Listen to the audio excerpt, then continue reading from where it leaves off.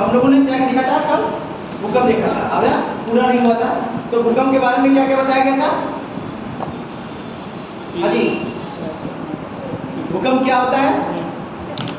ठीक है, उसको किससे स्केल पर उसको हम लोग मापते हैं, और उसकी दो स्केल हैं। एक क्या है आपका? रिएक्टर और मार्केल। रिक्टर और मार्केल। मार्केल। इसमें मैग्नीट्यूड एक परिणाम होता है, परिमाण होता है, और दूसरे में आपका इंटेंसिटी तीव्रता होती है, जिसमें एक मात्रा के ऊपर डिपेंड करता है, एक विनाश के ऊपर, कितना विनाश हुआ उसका मापता है। हाँ जी, कौन सा? राशि फेरर, वो इसको मतलब मैग्नीट्यूड वाले को ही इसमें इंक्लूड किया जाता है, जो क्या है रिक्टर पैमाने को ही। ठीक है, जैसे सिस्मोग्राफ क्या होगा, वो आपको तरंगों को क्या करता है? डिटेक्ट करता है। उसके बाद उसका जैसे हम लोग कहते हैं कि मीटर होता है, सेंटीमीटर होता है, फिर आपका क्या होता है? मिलीमीटर होता है। तो अलग अलग वो उसका नापने का एक छोटा रेंज में है, एक बड़े रेंज पर है। ठीक है, हाँ। अरे एक होता है रिक्टर पैमाने, क्या होता है? मात्रा पर, भूकंप कितने मात्रा में आया। ठीक है, उसको देखते हैं। और दूसरा क्या होता है आपका? विनाश। कितना होता है? विनाश कितना हुआ, क्षति कितना हुआ, नुकसान हुआ, उसको मर्केली हम लोग देखते हैं, जिसका 1 से लेकर 12 तक है। और रिक्टर वाला 0 से लेकर आपका 9। ठीक है, आज कभी 9.5 जो हुआ था लास्ट वाला, क्या हुआ था वो? जो सबसे ज्यादा हाईएस्ट जो रिक्टर मतलब आया भूकंप किस पर आया था? 1960 में आया था। कहाँ आया था? चिली में आया था। वो 9.5 का था। कितने का था? 9.5 का था। उससे अभी तक जो कुछ आया नहीं, बस करीब मैक्सिमम वाला वही पर अभी तक, वही उसी को रिकॉर्ड किया गया है। ठीक है, इसके बाद हम लोग क्या थे? तरंगे 3 टाइप की थी, पी और एस और एल। पी और एस लोग हैं क्या करती है? इन्हें बॉडी वेव्स भी कहते हैं। ये पृथ्वी के अंदर चलती रहती हैं। ठीक है, इन्हें क्या कहते हैं? बॉडी वेव्स कहते हैं। ये भूगर्भिक तरंगे, हिंदी में क्या बोलते हैं उनको? भूगर्भिक तरंगे बोलते हैं। ये पृथ्वी के अंदर चलती रहती हैं। और रात्रि जो तरंगे होती हैं, यह तरंगे वो किस पर चलती हैं? वो सरफेस में चलती हैं। और भूकंप को जो होता है चीजें इन्हीं से घटती हैं। जो तोड़ फोड़ ज्यादा मचाती है, कौन मचाती है?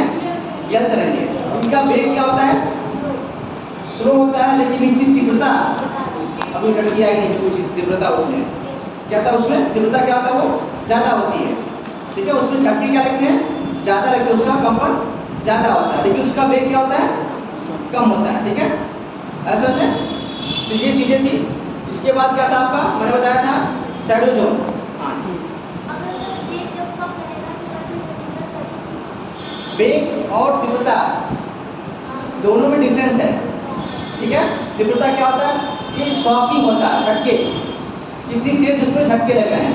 ठीक है, वेग क्या होता है? आपका एक मोशन होता है जो निश्चित दिशा में वो विस्थापित होता है। और क्या होता है? वो इंटेंसिटी क्या होती है? तीव्रता क्या होती है? वो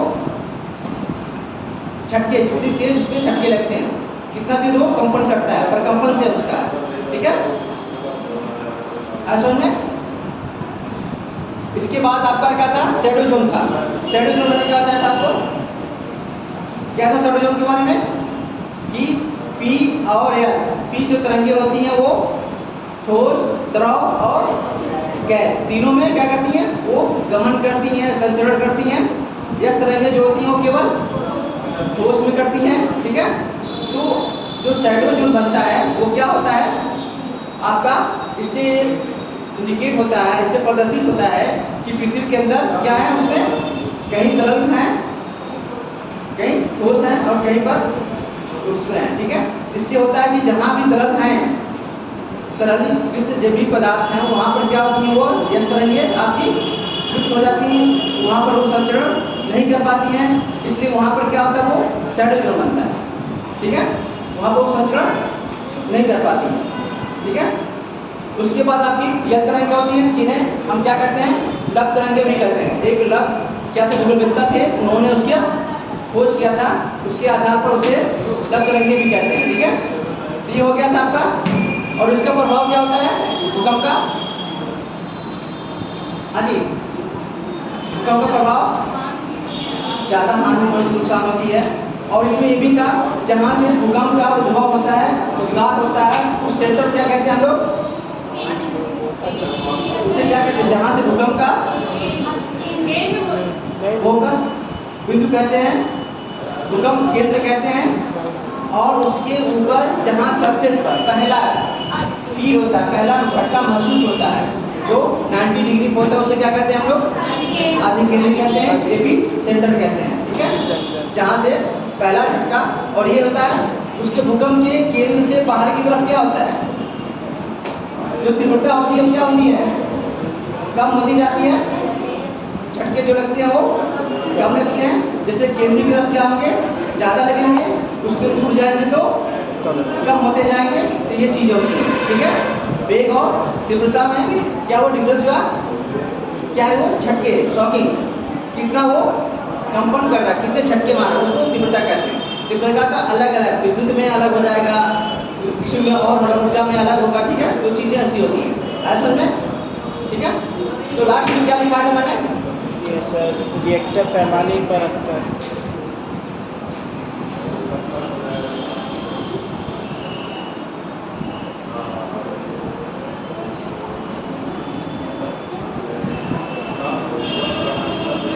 लास्ट में क्या लिखा है मैंने, सर ये स्तर बताए थे।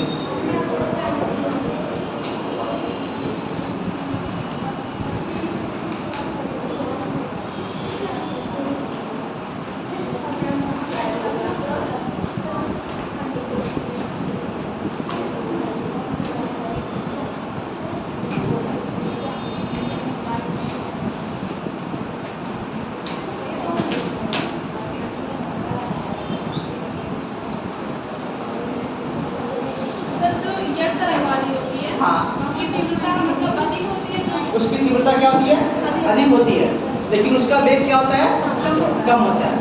तो उसके शॉकिंग के हिसाब से चलता है। ठीक है, जितना वो झटके मारता है, जितना वो कंपन कर रहा है, प्रकंपन से हिसाब से होता है। ठीक है, ऐसा में हाँ हाँ, दोनों अलग अलग हैं। ठीक है, वेग क्या होता है आपका, एक निश्चित दिशा में आगे बढ़ता जाता है, और तीव्रता क्या होती है आपकी, वो कितना वो तेज झटका बन गया उस पर, किसी सरफेस पर उसका कितना ऊर्जा से होता है। ठीक है, उससे रिलेटेड ऐसे में। हाँ जी, क्योंकि दोनों क्या है, दोनों वेग है, इंटेंसिटी और वेलोसिटी दोनों क्या है, दोनों सदिश राशि हैं। ठीक है, तो वो भी क्या होती है, झटके जो लगते हैं उसको भी क्या लगते हैं, वो निश्चित दिशा में ऊपर नीचे लगते हैं, और वो जितना कंपन होगा उसके हिसाब से वो उतना डैमेज करेगा। तो हमेशा ध्यान रखना है, तीव्रता उसकी अधिक होती है और वेग कम होता है। यदि उसका कुछ प्राथमिक तरंगें आती हैं और चली जाती हैं। ठीक है, वेग इनकी ज़्यादा होती है, लेकिन इनका यंत्रमूल क्या होती है, कम होती है, लेकिन इनका तीव्रता, कंपन क्या होता है, प्रकंपन ज़्यादा होता है, इसी वजह से नुकसान नहीं ज़्यादा करते। ठीक है, चलिए लिखिए इसके आगे, क्या लास्ट में क्या लिखा था मैंने लेयर वाइज होता है, स्तर वाइज बताया था मैंने, सबका अलग अलग कितना कितना पे कितना उसका भूकंप आता है।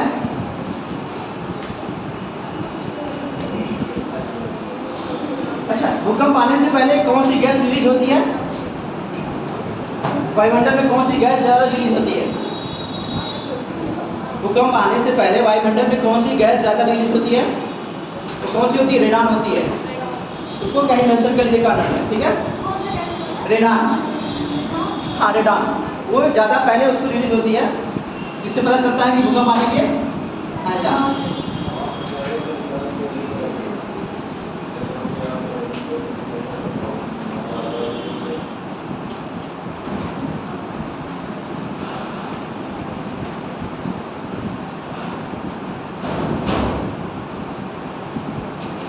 देखिए, भूकंपी तरंगों के प्रकार, भूकंपी तरंगों के प्रकार, हाँ,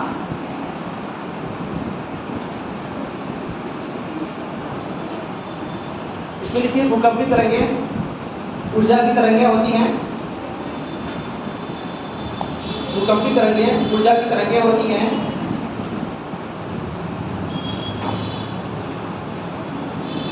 ये पृथ्वी के अंदर, ये पृथ्वी के अंदर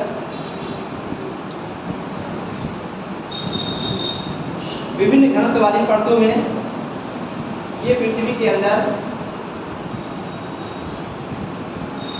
विभिन्न घनत्व वाली परतों में संचरण या गमन करती हैं।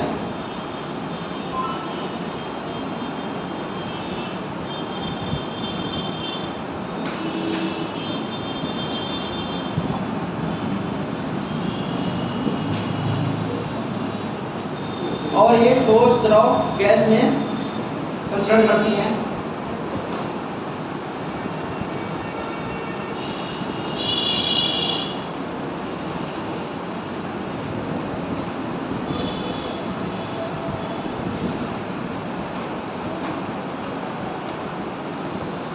ये 3 प्रकार की तरंगें होती हैं।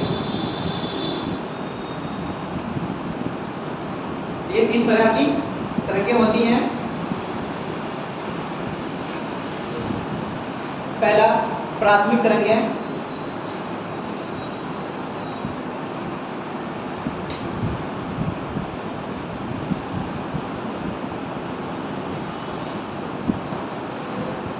दूसरा द्वितीयक तरंगें या सेकेंडरी द्वितीय तरंगें,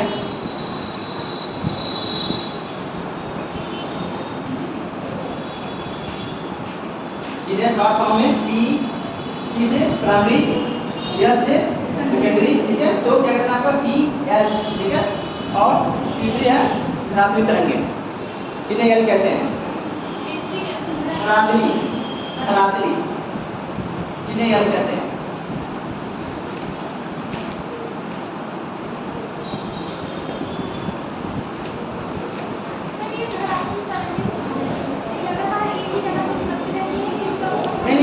इनका ज्यादातर संचरण कहाँ होता है? सरफेस पे होता है, क्योंकि वो सरफेस पे ही गमन करती हैं, ठीक है। और वहीं तोड़ फोड़ करती हैं, इसीलिए इनको धरातल की सरफेस होती है। और जो हमारी भूगर्भिक तरंगें होती है, दो होती है, कौन सी होती है? पी और एस। ये पृथ्वी के अंदर तक चलती है। इससे पृथ्वी की आंतरिक संरचना के बारे में हमें जानकारी मिलती है, क्योंकि ये तरंगें क्या होती हैं? पी तरंगें जो होती हैं ठोस, द्रव और तीनों गैस, तीनों में क्या करती है? संचरण करती हैं। और इस तरंगें क्या होती हैं? ये तरल में नहीं करती, ये केवल ठोस में करती है। इसलिए हमें इससे पृथ्वी के आंतरिक संरचना के बारे में जानकारी मिलती है। इसलिए इसको क्या कहते हैं हम लोग? भूगर्भिक तरंग कहते हैं, बॉडी वेव्स कहते हैं। एक बार पूछा गया था बॉडी वेव्स में कौन कौन सी तरंगें आती हैं, तो आपको क्या बतानी है? पी और एस, ठीक है। और बॉडी वेव्स में आती है भूगर्भिक तरंगें, ठीक है। ये और यह तरंगें जो सरफेस में चलती हैं, इन्हीं की वजह से क्या होता है? भूकंप का ज़्यादा इन्हीं का अध्ययन किया जाता है, क्योंकि यही क्या करती हैं? ज़्यादा तोड़ फोड़ करती हैं, क्योंकि सरफेस पे ज़्यादा यही चलती हैं, इन्हीं को सरफेस ज़्यादा चलती है, इसीलिए धरातली तरंगें कहा गया है। इनकी तीव्रता अधिक होती है और इनका क्या होता है? वेग कम होने से ये ज़्यादातर सरफेस पर ही रहकर ज़्यादा तोड़ फोड़ करके बढ़ जाती है, ठीक है। और हमने बताया तीव्रता क्या होती है?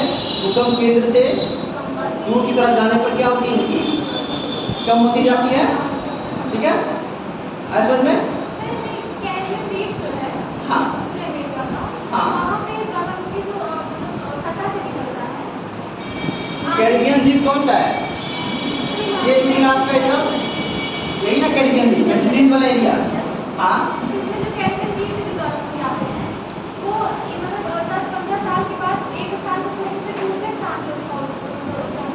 देखिए ऐसा होता है कि प्लेटों का संचलन होता है धीरे धीरे, ठीक है। तो वो सब जो हॉट स्पॉट है वो भी क्या होते हैं? वो थोड़ा थोड़ा उसके अनुसार फिसलते रहते हैं। जब भी होता है ये, इसके बाद अभी देखिए सारी चीज़ें आपकी अगले क्लास में हम टेक्निकल थ्योरी पढ़ाएंगे, ठीक है। सारी, क्योंकि देखिए तूफान के कारण जो स्कूल है थोड़ा सा गड़बड़ हो गया है, जबकि वोल्केनो, भूकंप इनको बाद में देना चाहिए था, टेक्निकल थ्योरी पहले देना चाहिए था। देखिए तो ये पैर में आ गया, ये वोल्केनो और अर्थक्वेक पहले दे दिया, तो इसकी थोड़ी सी परेशानी आप लोगों को हो रही है और मुझे ही बताने आपको दिक्कत हो रही है, ठीक है। आपको समझा से नहीं पा रहे हैं, थोड़ा सा आपको हर क्वेश्चन मिल रहा है। तो अगले क्लास में, इसके कल क्लास में हम क्या करेंगे? महाद्वीप और महासागर की उत्पत्ति करेंगे और टेक्टोनिक थ्योरी पढ़ाएंगे। प्लेटों का कैसे गमन होता है, कैसे महाद्वीप महासागर की उत्पत्ति हुई, पैंथलासा क्या था, पेंजिया क्या था, ठीक है। वो आप अगले क्लास में हम लोग उसको डिस्कस करके उसमें सारी चीज़ें क्लियर हो जाएंगी, जो भी कैसे कैसे प्लेटों का संचलन हो रहा है, तो ब्रैकेट टाइम जो थोड़ा सा दिक्कत हो गया है उपकाम के कारण, ठीक है। पहले परिगणना दे दिया है, पहले देना चाहिए था ब्रैकेट टाइम खुली, ताकि चीज़ों को सारी चीज़ें समझ में आ जाए, उसके बाद में दिक्कत का, ठीक है। ये हो गया, तो पी एस एल हो गई, ठीक है। इसके बाद आती है आपकी कौन सी, P star, P G S G, फिर पी स्टार और एस स्टार।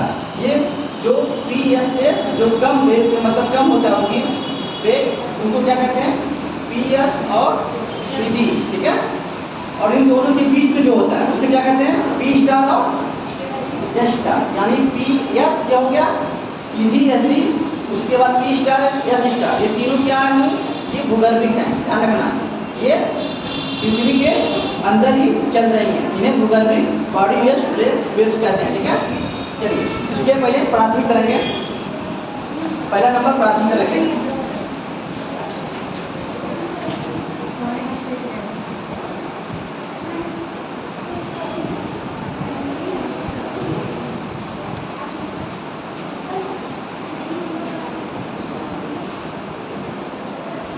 ये तरंगे प्राथमिक तरंगे लिखी, ये तरंगे ठोस, द्रव, गैस। ये तरंगे ठोस, द्रव, गैस तीनों में संचरण करती हैं।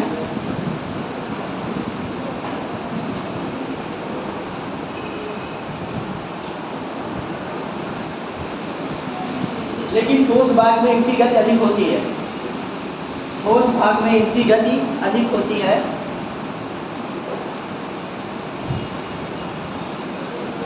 ये पृथ्वी की सरफेस या सतह पर पहुंचने वाली पहली तरंग होती है, इसकी गति अधिक होती है। पृथ्वी की सरफेस या धरातल पर पहुंचने वाली पहली तरंग होती है, पृथ्वी की सतह पर पहुंचने वाली ये पहली तरंग होती है।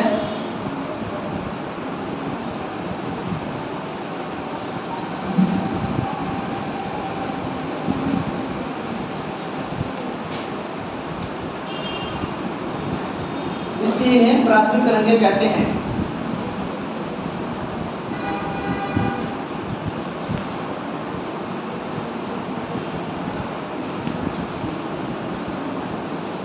ये तरंगे अनुदैर्घ्य तरंगों की समान होती हैं। ये तरंगे अनुदैर्घ्य तरंगों के समान होती हैं। अनुदैर्घ्य तरंगों के समान होती हैं।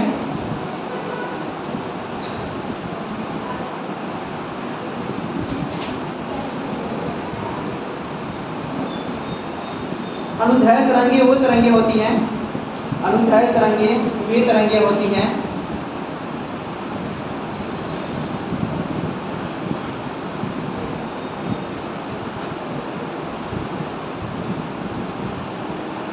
जो जिस दिशा में बल लगता है, जिस दिशा में बल लगता है उसी दिशा की तरफ वो आगे बढ़ती हैं। जिस दिशा में बल लगता है वह उसी दिशा की तरफ आगे बढ़ती हैं।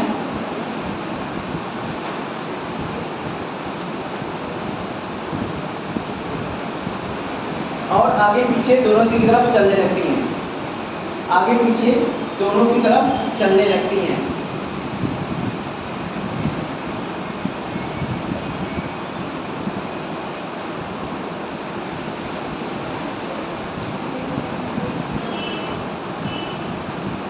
समझ में आया? दोनों तरंगें क्या होती हैं? जिस दिशा में क्या कर रहा है, फॉर एग्जाम्पल कोई बताइए हमें, ध्वनि तरंगें कैसी होती हैं? अनुप्रस्थ होती हैं, अनुदैर्घ्य होती हैं? ध्वनि तरंगें, ठीक है। जैसे मान लीजिए कोई स्प्रिंग है, उसको क्या कर रहा है, फोर्स लगा के खींच रहे हैं, तो जिस तरफ बल लगा रहे हैं उसी तरफ जा रही है ना वो, फिर छोड़ रहा है तो फिर वो पीछे की तरफ आ रही है, यानी वो उसी दिशा में क्या करता है, वो आगे पीछे, उसे हम अनुदैर्घ्य तरंग कहते हैं, ठीक है। अनुप्रस्थ में क्या होता है, उसके वर्टिकल, ठीक है, क्या होता है उसे वर्टिकल अनुप्रस्थ होती है, जो उसके काट होती है, वो किस में चलती हो, द्वितीयक वाले में चलती है, ठीक है। क्या हो गया, इसमें लिखिए दूसरा वाले में द्वितीय तरंग है, द्वितीय तरंग है। क्या हुआ?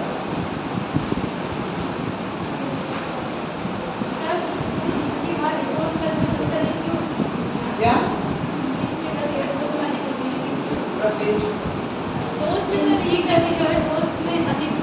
ठीक है, जैसे हम बता रहे हैं कि मान लीजिए कोई लोहा है, उसमें और कोई और चीज़ है, लकड़ी है, अगर उसमें हम एक करेंगे, आज एक ठोकर मारते हैं थोड़ा सा, उसमें क्या होगा? इसमें ज़्यादा होगा। गलत गलत तो क्या कहता है, एक कण एक दूसरे कण से क्या होते हैं, आपस में चिपके रहते हैं, तो ये तुरंत इसका संचार क्या होता है, जल्दी हो जाता है। और जहाँ गैप होता है वहाँ क्या होता है, थोड़ा टाइम लगता है। ठीक है, इसलिए फोर्स में क्या होता है, ज़्यादा। ठीक है, तो कणों के जो होता है उसमें होता है जितना उनका नजदीक होता है, संगठन जितना होता है मजबूत होता है, क्या होता है वो धर्म जितना ज़्यादा होता है। ठीक है, इसके हिसाब से चीज़ें हों। अगला लिखिए द्वितीय तरंगे। द्वितीय तरंगे यानी यस तरंगे।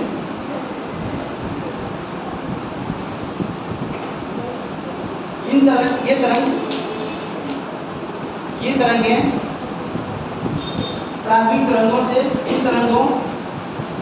तरंगों से उनकी वेग क्या होती है, कम होती है। ये प्राथमिक तरंगों के बाद पृथ्वी के क्या आता है, सरफेस पे, उसके बाद आपस में टकराती हैं। पहले कौन आती है, प्राथमिक तरंगे, उसके बाद आपकी द्वितीयक तरंगे। तो क्या लिखना है, द्वितीयक तरंगे का वेग प्राथमिक तरंगों से क्या होता है, कम होता है। द्वितीयक तरंगों का वेग प्राथमिक तरंगों से कम होता है। का वेग प्राथमिक तरंगों से कम होता है।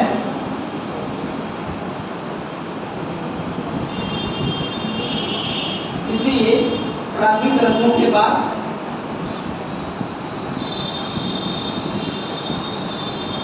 आती है।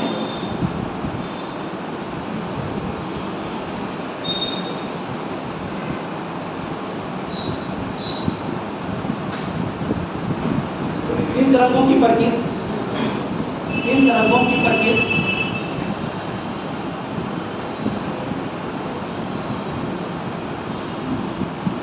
अनुप्रस्थ होती है।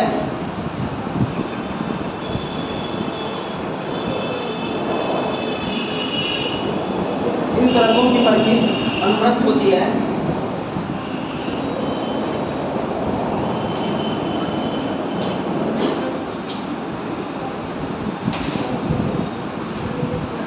और ये केवल ठोस भाग में गमन करती हैं, ठोस माध्यम में गमन करती हैं। ये केवल ठोस माध्यम में गमन करती हैं।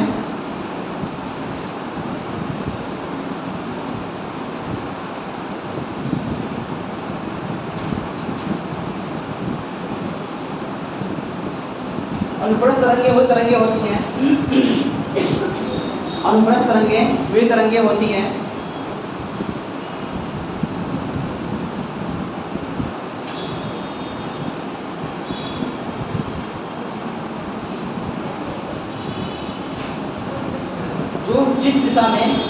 जो जिस दिशा में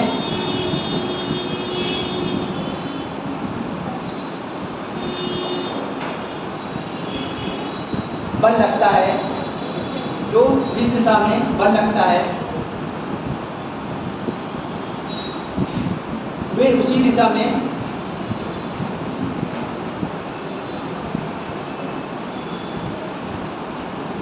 नाइन्टी डिग्री के एंगल पर ऊपर नीचे होती रहती है। 90 डिग्री यानी 90 डिग्री कोण पर ऊपर नीचे होती रहती हैं।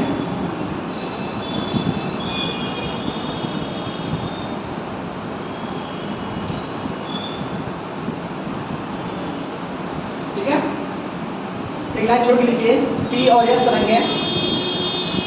एक लाइन छोड़कर पी और एस तरंगे। पी मतलब प्राथमिक, एस मतलब द्वितीय। ठीक है,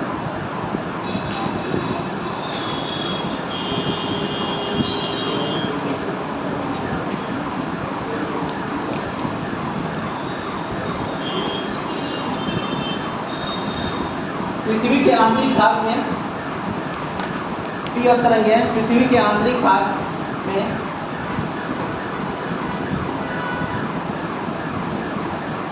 गमन करती हैं, पृथ्वी के आंतरिक भाग में गमन करती हैं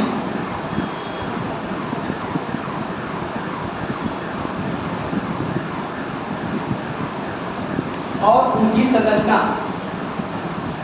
और उनकी आंतरिक संरचना, पृथ्वी किसकी संरचना, पृथ्वी की आंतरिक संरचना के बारे में क्या आती है, वो जानकारी देने में हमारी मदद करती है। पृथ्वी की आंतरिक संरचना के बारे में जानकारी देने में हमारी मदद करती है।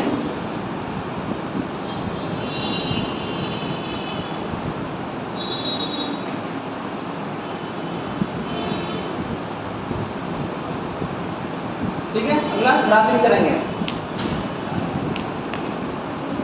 धरातली तरंगें एल धरातली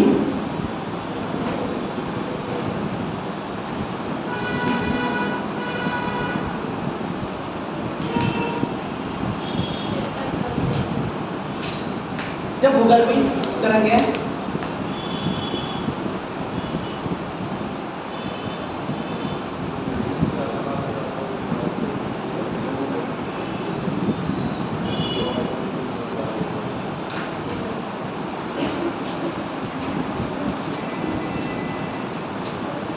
भूगर्भीय तरंगें धरातल से टकराती हैं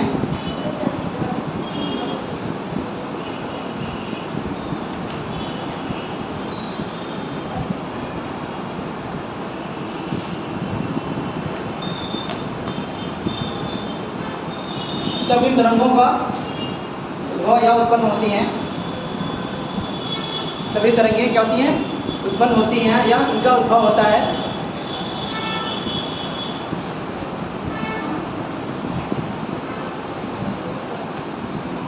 जिन्हें हम धरातली तरंगें कहते हैं,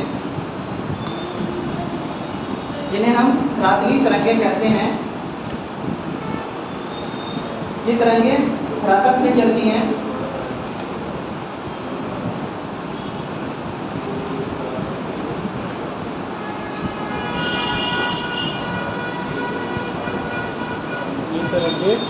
धरातल में चलती हैं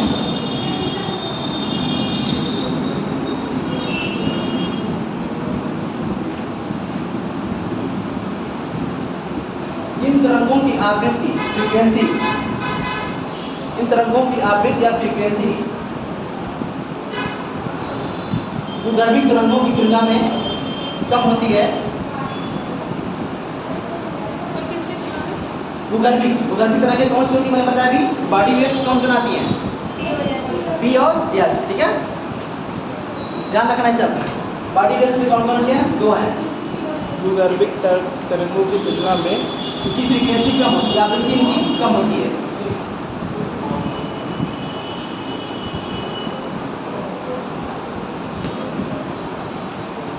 धरातली तरंगें, धरातली तरंगें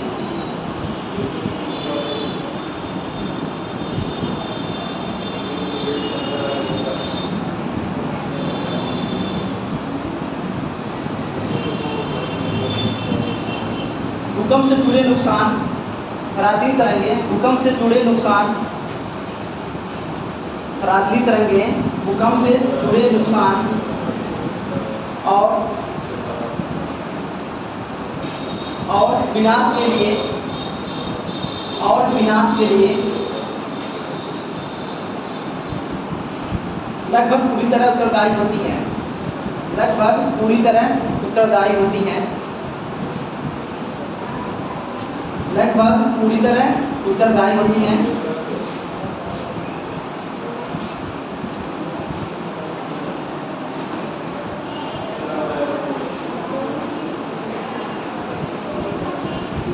यदि भूकंप का मूल यानी फोकस, जहां भूकंप उद्भव होता है यानी भूकंप का उद्गार होता है, यदि भूकंप का मूल पृथ्वी के बहुत भीतर होता है, यदि भूकंप का मूल पृथ्वी के बहुत भीतर होता है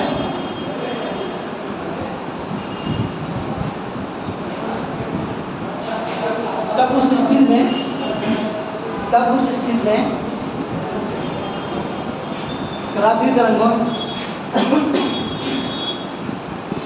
रात्रि तरंगों की क्षति और शक्ति या ताकत दोनों क्या होती हैं? कम होती हैं। क्षति और उसकी ताकत दोनों क्या होती हैं? कम होती हैं। देखिए इसमें क्या क्या करना है आपको फिल्म्स के हिसाब से। देखिए PSL के बारे में आपको जानना है। इसमें कौन कोर्स में चल रहा है, कौन आपके तरल पे नहीं जा पा रहा है और कौन गैस पे, ठीक है, ये देखना है। इसके बाद आपकी कौन गैस रिलीज होती है ये देखना है। कौन सी होती है? रेडान। हाँ, भूकंप आने से पहले रेडान गैस रिलीज होती है, ये देखना है। इसके बाद आपको भूकंप मूल फोकस करते हैं। वो कहाँ होता है? पृथ्वी के जहाँ से भूकंप की उत्पत्ति होती है वहाँ से होता है। इसके बाद पूछता है अधिकेंद्र। कहता है एग्जाम्पल, जैसे फॉर एग्जाम्पल के लिए कि अगर कोई भूकंप ये पहला झटका जहाँ महसूस होता है जिस बिंदु पर उसे क्या कहते हैं? एपिसेंटर या अधिकेंद्र। ठीक है, ये चीज़ हो गई। तो इतनी चीज़ें आपको देखनी है।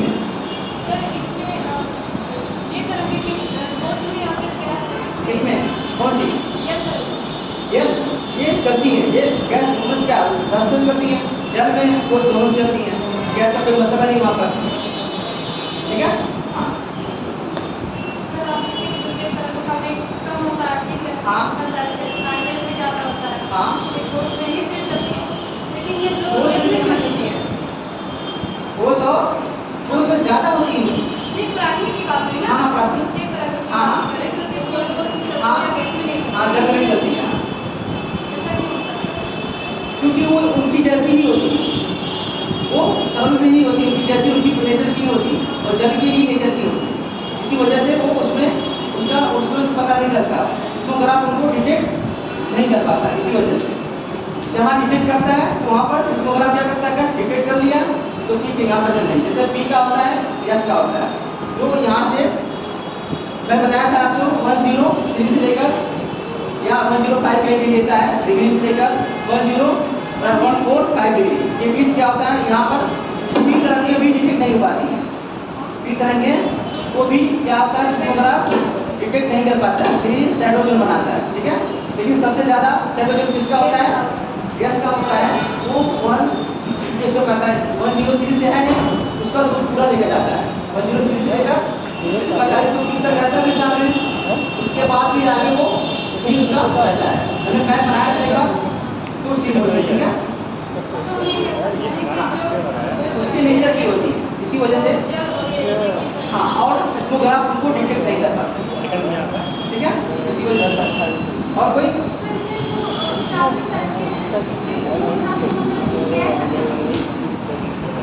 गैस मतलब धरातल पर कौन सा अगर है तो ठीक, उसमें कुछ गमन करती हैं, नहीं तो हमें तो नहीं लगता कि ऊपर वायुमंडल में गमन करेगी। वायुमंडल अगर गैस में होता तो फिर वायुमंडल में चली जाती हो। हाँ, तो सरफेस में चलती है वो, ठीक है, और ठोस द्रव में चलती है। अगर कहीं भी ऐसा होगा तो गैस भी कोई इसमें है नहीं कि इसमें नहीं चलती है। लेकिन मेन चीज़ है किसका? आपका यस तरंगों का है, वो किसमें चलती है? ठोस में। ठीक है, ध्यान रखना।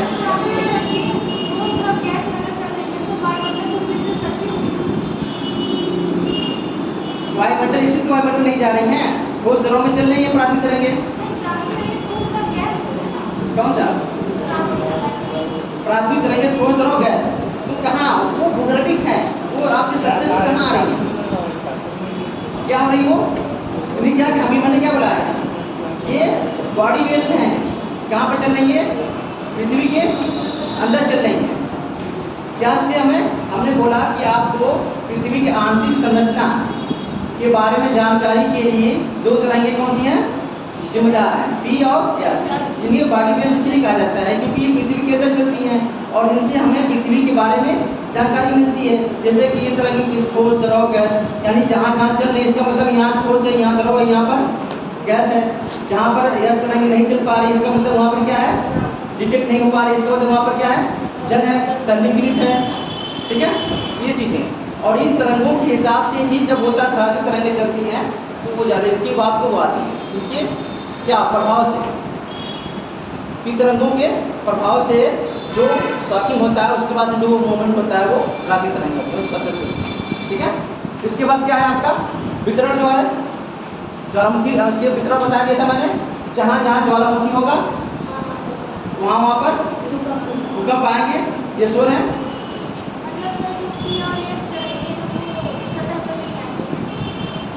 आती हैं लेकिन तो वहाँ पर चलती नहीं है सरफेस पर, वो टकरा कर क्या करती हैं अपना ये तरंगों को उद्भव क्या करती है, वो तरंगें कैसे उद्भव होता है पी तरंगों के आने के बाद।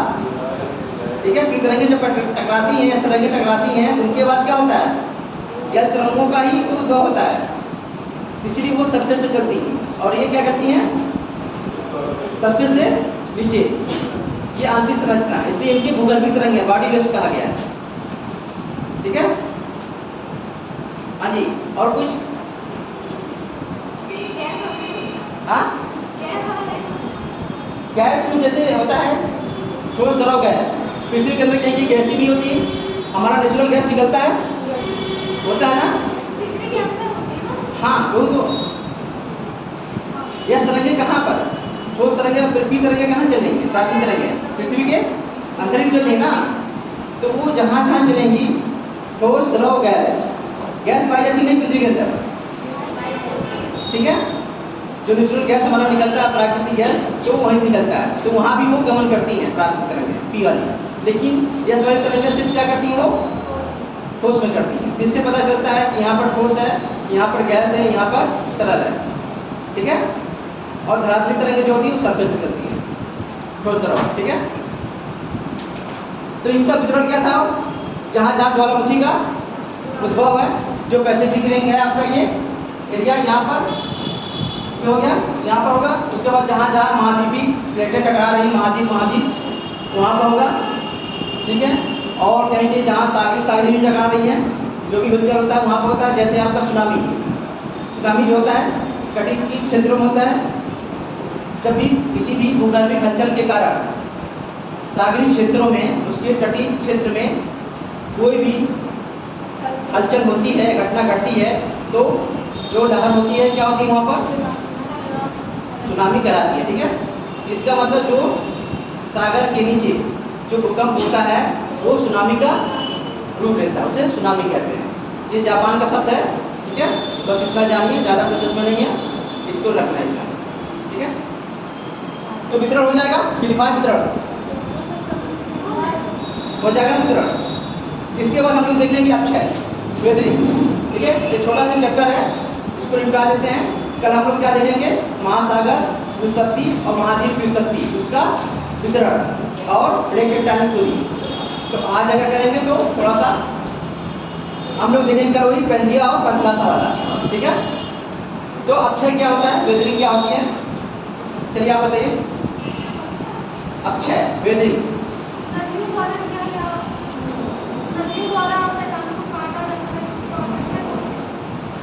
नदियों द्वारा जो काटा जाता है उसे, अच्छा ठीक है, आप बताइए।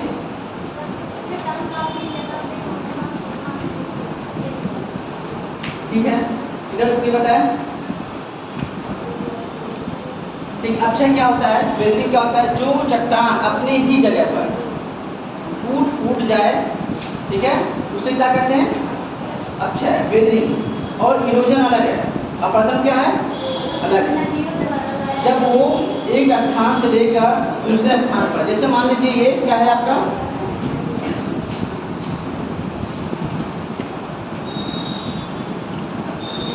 मान लीजिए कोई चट्टान है, क्या ये चट्टान है, इसमें क्या होगा, ताप टेम्परेचर हो रहा, मान लीजिए टेम्परेचर,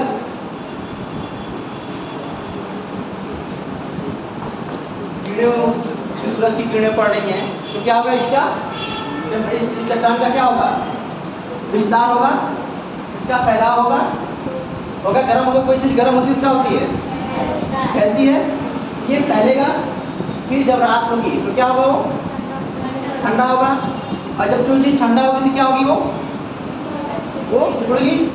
अब ये क्रिया प्रोसेस बार बार चल रही है, फैल रहा है, सिकुड़ रहा है, फैल रहा है, सिकुड़ रहा है, तो इसमें क्या होगी, दरार पड़ जाएगी, फिर ये टूटने लगेगा। क्या होगा, टूटने लगेगा। टूटने के कारण जो सरफेस का इंटीरियर क्षेत्र होता है, ठीक है, उसके प्रभाव में आकर क्या करेगा, ये नीचे गिरेगा, नीचे गिरेगा, यहाँ पर क्या इकट्ठा होगा, ठीक है। तो यहाँ से पर इकट्ठा हुआ, ये पूरा प्रक्रिया क्या हो गई है, ये वेदरिंग हो गई, यानी अपने ही स्थान पर चट्टानों को टूट फूट की क्रिया को क्या कहते हैं, अपक्षय कहते हैं। उसके बाद जब यहाँ से जो मटेरियल है, जो भी मलबा है ये, ठीक है, ये किसी कारणवश किसी के थ्रू कहीं और इसका डिपॉजिट हो रहा है, यानी इसका निक्षेप हो रहा है, तो इससे क्या कहेंगे, इसमें क्या जिम्मेदार होगा, वायु होगा, उसके बाद जल होगा, लहर होगी, समुद्री लहर होगी, ठीक है, इसके बाद क्या होगा, और हिमानी होगा, ठीक है। इनके द्वारा जब ये चट्टान लाकर कहीं भी डिपॉजिट किया जाता है, तो उसे क्या कहते हैं, अपरदन बोलते हैं, नियोजन, ठीक है। ये क्लियर है? अगर कोई पूछे बता सकते हैं आप लोग, 10 शब्दों में लिख सकते हैं, ठीक है। तो अपक्षय जो होता है कि कितने लीटर हो सकते हैं, उसकी क्या क्या कारण हो सकते हैं? नहीं, जैसे ही होता है कि उसके मान लीजिए फिजिकल हो गया, भौतिकी, इसमें ताप हो गया, दाब हो गया, वर्षा हो गया, ठीक है, हाँ वो बता रहे हैं। फिर उसके बाद रासायनिक हो गया, रासायनिक अपक्षय हुआ, जैसे ऑक्सीडेशन हो गया, कार्बोनेशन हो गया, फिर हाइड्रेशन हो गया, ये क्या हो गया आपके, रासायनिक अपक्षय हो गया। फिर बायोलॉजिकल भी होता है, बायोलॉजिकल में क्या क्या है कि आपके, जैसे आपका हो गया मानव द्वारा, मानव कोई घटना, मतलब जैसे कि एग्रीकल्चर कर रहा है, कृषि कर रहा है, तो चट्टानों को तोड़ तोड़ कर रहा है, तो चट्टानें वहीं पे हैं, वहीं पर है ना, मतलब किसी चट्टान को तोड़ रहा है तो वहीं पर है, वहाँ से फिर मिट्टी उठा कर दूर उठाकर कहीं और डिपोजिट करती है, ये हो गया। उसके बाद क्या हो गया, वनस्पतियाँ हो गई। वनस्पतियाँ कैसे होंगी, जब कहीं पर पेड़ पौधे होते हैं तो चट्टान में क्या करते हैं, उनके जड़ जाते हैं, और उन दरारों में क्या करते हैं, वो दरार क्या करते हैं, बड़ा करते हैं, और चट्टानें टूटती हैं, तो वो वनस्पति हो गई। इसके बाद क्या आता है, जीव जंतु। जीव जंतु क्या आता है, चूहे हो गए, और भी जो बिल खोदने वाले, जो भी बिल करने वाले जो भी हैं जीव जंतु, क्या करते हैं, वो अपना चट्टानों को खोद खोद कर क्या करते हैं, वो भी तोड़ते फोड़ते हैं। तो ये बायोलॉजिकल में आ गया, बायोलॉजिकल में मानव द्वारा, ठीक, वनस्पतियों द्वारा, और उसके बाद आपका जीव जंतुओं द्वारा।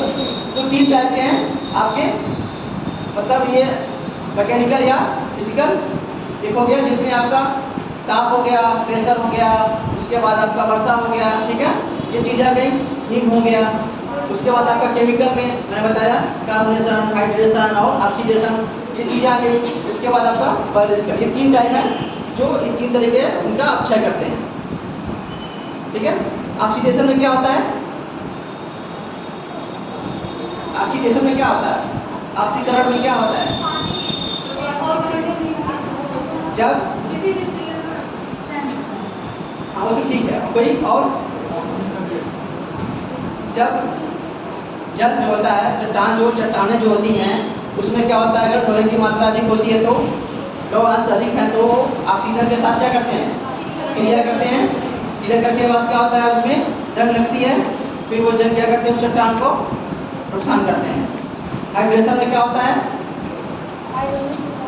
हाँ वहाँ उसके साथ क्रिया करती हैं, उसके बाद वो चट्टानें करती हैं क्लोरीन, जिसमें क्लोरीन की मात्रा ज़्यादा होती है, कार्बन की मात्रा ज़्यादा होती है, क्या करती है, वो चट्टानों को नुकसान करती है। तो ठीक है, ये चीज़ें हो गई, तो समझ में आ गया। तो थोड़ा सा अपक्षय के बारे में आप लोग क्लियर, ठीक है, हटीले अपक्षय। नहीं, वो नेचुरल कैसे फिजिकल में आएंगी वनस्पतियाँ, बायोलॉजिकल कैसे, भौतिक में क्या क्या आता है, मैकेनिकल और यांत्रिकी, और भौतिकी में क्या आता है।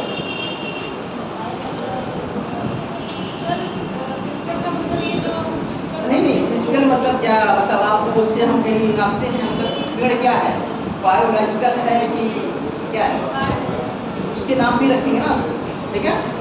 चलिए अच्छा लिखिए।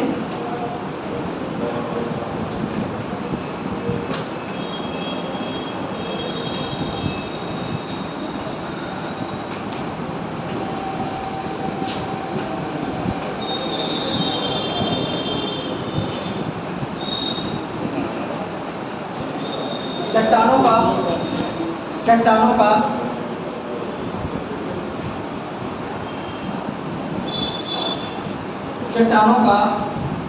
अपने स्थान पर, चट्टानों का अपने ही स्थान पर, चट्टानों का अपने ही स्थान पर कमजोर होकर, चट्टानों का अपने ही स्थान पर कमजोर होकर टूटना फूटना, चट्टानों का अपने ही स्थान पर कमजोर होकर टूटना फूटना अक्षय कहलाता है।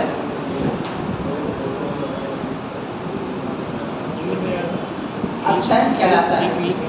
अपने ही स्थानों पर सर इंग्लिश टूटना, इंग्लिश में क्या कहते हैं? वेदरिंग, ठीक है। अपने स्थानों पर टूटना फूटना अक्षय कहलाता है। अक्षय की क्रिया में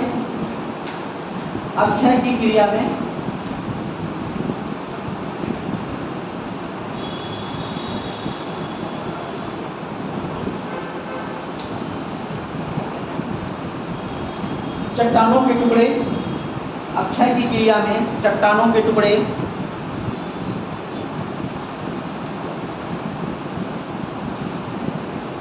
अपने ही मूल स्थान पर पड़े रहते हैं, अपने ही मूल स्थान पर पड़े रहते हैं।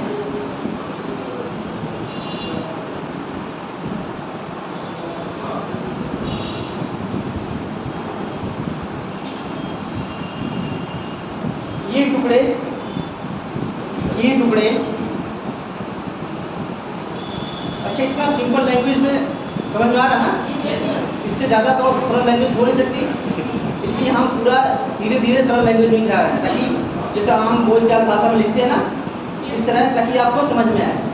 ज़्यादा टिपिकल लैंग्वेज में लिखना, इस चीज़ को अपनी भाषा में रख देना, ताकि एग्जामिनर समझ जाए, ठीक है। ये टुकड़े केवल पृथ्वी के गुरुत्वाकर्षण के कारण,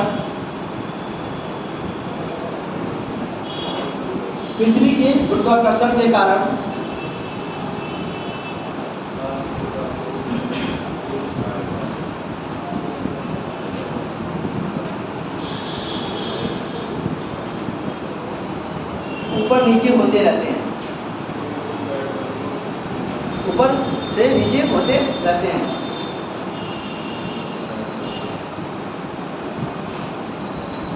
यानी ये मत सोचना है कि चट्टान टूट गई है, अगर नीचे गिर गई वहाँ से तो क्या करना, उसमें अपरदन का कोई क्या है भूमिका। हाँ, मतलब ये कोई लैंडस्लाइडिंग हो रही है, अगर ऊपर से कोई नया मिट्टी गिर रही है तो क्या कहेंगे उसमें कि कोई हवा जिम्मेदार है, तो क्या करना, वो पृथ्वी के गुरुत्वाकर्षण का क्या करना, वो उसको खींचना। मतलब कोई चट्टान, मतलब ये फिजिकल, ये भौतिक दाब से क्या हो गई, टूटी हो गई, ढीली हो गई, तो फिर उसमें क्या होगा, वो धीरे धीरे नीचे की तरफ लुढ़केगी। उसमें भी तो गुरुत्वाकर्षण बल रहा था ना, बाहर से बल बल रही है ना इसमें। अगर चट्टान टूट के नीचे गिर रहा है तो हाँ। पृथ्वी अपनी ओर तरफ, यानी गुरुत्वाकर्षण बल के कारण ये तो उसको अपनी तरफ खींच रही है। अब ये फोर्स करता है किसका ज़्यादा लग रहा है, ये डिपेंड करेगा किसका ज़्यादा लग रहा है। जैसे मैंने बताया था आपको ब्रह्मांड में, जब पृथ्वी की उत्पत्ति के बारे में बताया, ग्रहों की उत्पत्ति के बारे में, एक दो संकल्पना थी, एक द्वैतवादी थी, एक अद्वैतवादी थी। द्वैतवादी में दो स्टार थे, एक स्टार था पहले से रहता था, एक स्टार उसके बगल से गुजरता है, तब अपना प्रभाव डालता है उस पर, अपने आकर्षण शक्ति से उसमें से कुछ फिलामेंट बाहर खींचता है, और बाद में क्या होता है, वो फिलामेंट ना उसमें जा पाता है ना इसमें जा पाता है, कि ऐसा कंडीशन आती है कि दोनों की गुरुत्वाकर्षण से वो बाहर होता है, तो वो डिपेंड करता है कि किसका ज़्यादा है। ठीक है, ओके। ये यानी अपने फुट के हिसाब से जो चीज़ें होती हैं वो गुरुत्वाकर्षण के ऊपर डिपेंड करता है, ना कि वो इरोजन में आता है, अपरदन में आता है। अगर गुरुत्वाकर्षण बल का फोर्स ज़्यादा होगा हाँ, तो उसको हम अपवर्तन नहीं बोलेंगे। अपरदन जैसे कि मतलब कितना दूर करेंगे आप, मान लीजिए कोई चट्टान है, चट्टान के नीचे ही तो रहेगा वो तो उससे दूर कहीं, मान लीजिए कोई पहाड़ है, लैंड स्लाइडिंग हुई तो कहाँ जाएगा, डूब कर कहाँ जाएगा वो, उसके बगल में ही तो रहेगा। तो हमने क्या किया, ये चट्टान है, ये से क्या होगा, यहाँ पर इकट्ठा हो रहा है, फिर यहाँ से क्या हो रहा है वो, अगर जल द्वारा, पवन द्वारा या हिमानी द्वारा यहाँ से उठाकर यहाँ पर आ जाता है तो वो अपरदन होगा। अगर गुरुत्वाकर्षण है तो वो अक्षय में ही रहेगा, क्योंकि क्या होगा, ऊपर से कोई चीज़ हमेशा क्या होती है, हमेशा नीचे की तरफ आती है, न्यूटन का सिद्धांत है। ठीक है, तो आइंस्टीन का किसका है, न्यूटन का है, तो वो नीचे आती है, तो वो सिद्धांत वहीं का है, यानी उछल गुरुत्वाकर्षण। उसको आपको चट्टानें जो टूटी फूटी हैं, जो भी अगर थोड़ी सी ढीली हुई तो आकर्षण के कारण या स्लोप के कारण क्या करेगी, वो नीचे आएगी। ठीक है, उसको दोनों जिम्मेदार है, स्लोप भी है और क्या है, आकर्षण भी है। ठीक है सर, अच्छे अपरदन एक साथ नहीं होता, अक्षय अपरदन एक साथ नहीं होता। एक साथ मतलब क्या, मतलब घटना घटती रहती है। जैसे यदि जैसे ये हो गया, मान लीजिए, हाँ बोलिए। जैसे एक पहाड़ है, हाँ, वो बल के कारण रुका, उसके बाद नीचे गिरा, उसी ढाल के स्थान गिरा, वो नीचे जा रहा है। तो क्या गिरने की प्रक्रिया को तो हम अक्षय कर सकते हैं। हाँ, उसके बाद वहाँ से जब आएगा आगे रुक के जाएगा। नहीं, गुरुत्वाकर्षण ढलान के हिसाब से जो हो रहा है वो नहीं, आपको क्या करना है, जो हवा द्वारा, पवन द्वारा, समुद्री लहरों द्वारा एक स्थान से बहुत दूर तक, ऐसा नहीं कि आपको मतलब कुछ डिस्टेंस पर हो जाए तो अपरदन में आ जाएगा। ठीक है, क्या करना हो, थोड़ा सा दूर जाना पड़े। जो हवाएं उठा के नदियाँ क्या करती हैं, आपका अपरदन कहाँ कर, सॉरी अच्छा मतलब काटती कहाँ पर अपरदन करती हैं, फिर उसको लाती कहाँ पर है, गंगा के डेल्टाई क्षेत्रों में, वहाँ डंप करती हैं। हवाएं क्या करती हैं, एक जगह से उठाती हैं चट्टानें और कहाँ पर ले जाती हैं, जैसे लोयस का मैदान सुना आपने, लोयस का, चीन का लोयस का मैदान, तो किसके द्वारा है, पवन द्वारा है। पवनें क्या करती हैं, उन चट्टानों को, रेत के बालू को क्या करती हैं, उठाती हैं और कहाँ पर, चाइना में जाकर, चाइना की जगह है लोयस, उसी के नाम पर उसको रखा गया लोयस का मैदान, वहाँ पर। हाँ, अरावली क्या है, हाँ उसका भी अक्षय हुआ है, मानव द्वारा हुआ है, है ना, बायोलॉजिकल हो गया, उसका भी हो गया, उसका भी हुआ है। ठीक है, ये ठीक है, ये अवशिष्ट पर्वत में आएगा, अक्षय भी हुआ उसका। ठीक है, लेकिन उसको हम जब क्लासिफिकेशन करेंगे पर्वतों का, जब पर्वतों का करेंगे तो कौन सा होता है, गलित पर्वत होता है, ज्वालामुखी पर्वत होता है, अवशिष्ट पर्वत होता है। ठीक है, और सामूहिक पर्वत जो इकट्ठा होते हैं, तो उन पर्वतों को पढ़ाएंगे उसका भी होगा, लेकिन हाँ अक्षय वहाँ भी हुआ है। ठीक है, जहाँ भी ये चीज़ें हो रही, घटना घट रही हो, अक्षय में आएगा। ठीक है,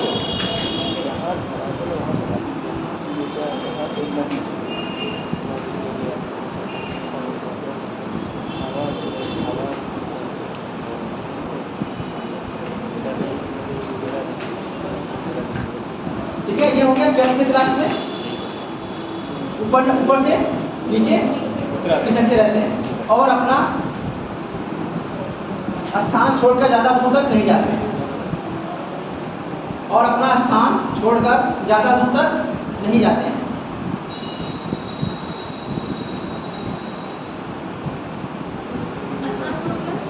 ज़्यादा दूर तक नहीं जाते हैं।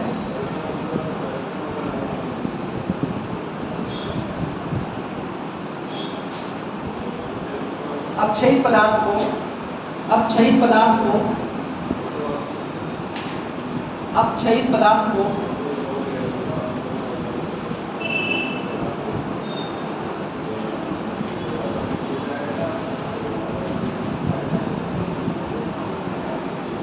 अपने मूल स्थान से, अपक्षयित पदार्थ को अपने मूल स्थान से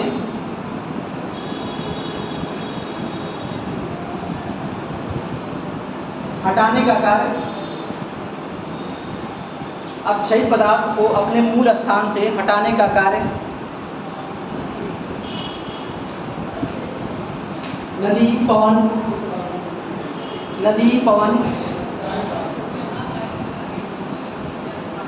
हिमानी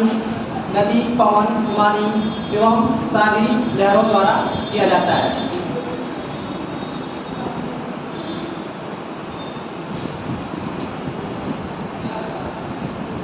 सागरी लहरों द्वारा किया जाता है। इस प्रकार अब क्षयित पदार्थ को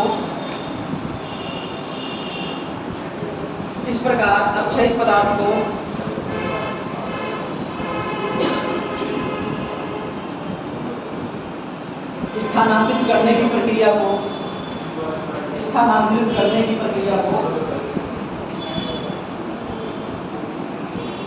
क्या कहते हैं? अपरदन कहते हैं। क्या कहते हैं? अपरदन कहते हैं। इसलिए हम दोनों निकाले तब आपको डिफरेंस पता हो। अपने मूल स्थान से अपक्षयित करने मतलब अपने मूल स्थान से हटाने या स्थानांतरित करने की प्रक्रिया को अपरदन कहते हैं। अब समझ में आ गया? ठीक है, अब कोई कंफ्यूजन नहीं है अपक्षय और अपरदन में। देखिए अपक्षय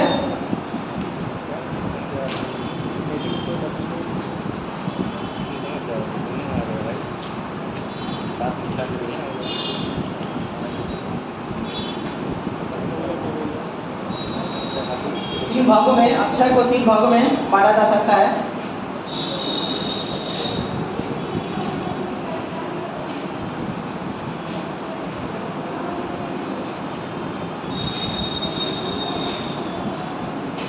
पहला भौतिक या यांत्रिक अक्षय। भौतिक या यांत्रिक अक्षय।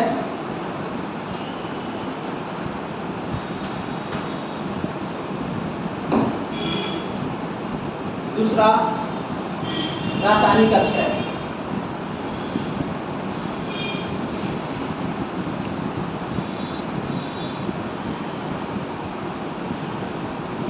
तीसरा जैविक अक्षय।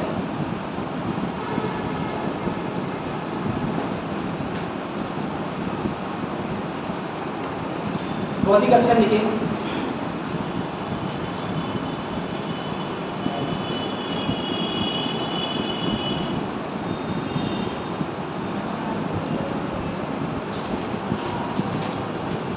जब सैलें या चट्टानें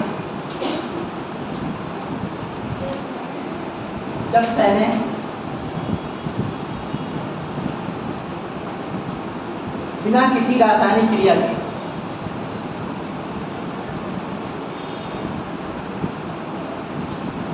अच्छा मुझे बताइए विघटन और वियोजन में क्या डिफरेंस है?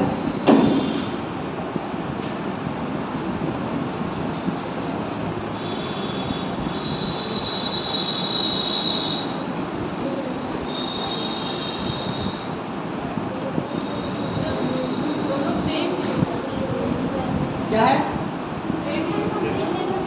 विघटन और वियोजन।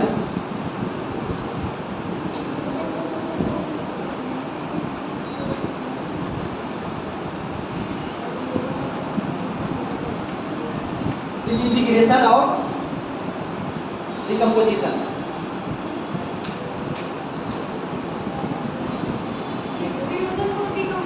इसमें क्या होता है? इसमें रासायनिक अक्षय होता है। इसमें आपका वही बायोलॉजिकल नहीं क्या होता है? भौतिक। ठीक है, हाँ। विघटन जब होता है, विखंडन कैसे होता है? ताप और दाब से क्या होता है? उसमें चीजें प्रेशर से ज्यादा चट्टानें अपने स्थान पर टूटती रहती है। तो क्या होता है? इसमें वियोजन वाले में, डिकम्पोजिशन में आपका रासायनिक क्रिया होती है और इसमें आपकी फिजिकल या मैकेनिकल, ठीक है, क्रिया होती है। इसलिए एक एक शब्दावली को अच्छे से समझा करिए आप लोग।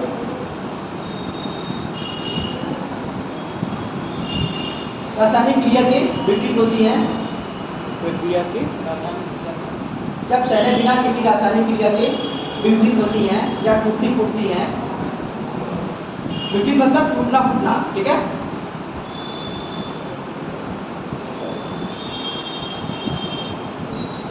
तब उस प्रक्रिया को भौतिक या यांत्रिक अपक्षय कहते हैं।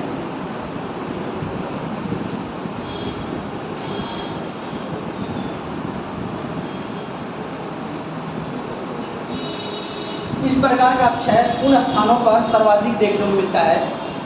इस प्रकार का अपक्षय उन स्थानों पर सर्वाधिक देखने को मिलता है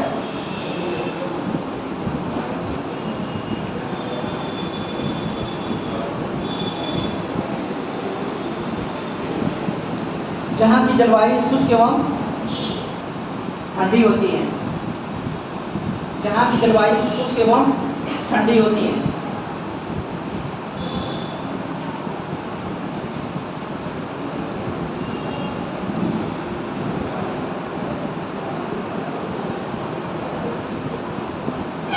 भौतिक अपक्षय के कारकों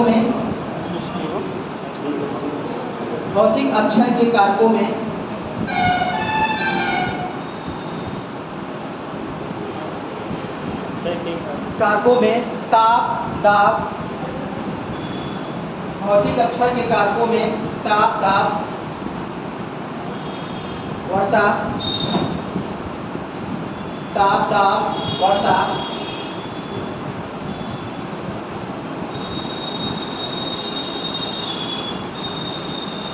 और क्या हो सकता है? ताप, दाब, वर्षा, और क्या हो सकता है? कुछ बताइए आप लोग।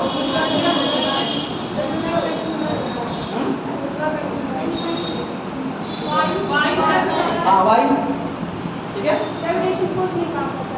वो तो पहले कर दिया। चट्टान हुई ना, वो भी डाल दीजिए, ठीक है। वायु, आदि, जल,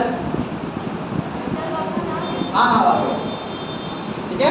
आदि लिखिएगा, क्या है ना, आदि। बहुत सारे कारक हैं, जितना आप लोग सोचेंगे उतने कारक निकल आएंगे, ठीक है। तो आप बताइए कैसे ताप कैसे उसको प्रभावित करता है? ताप कैसे प्रभावित करता है किसी चट्टान को?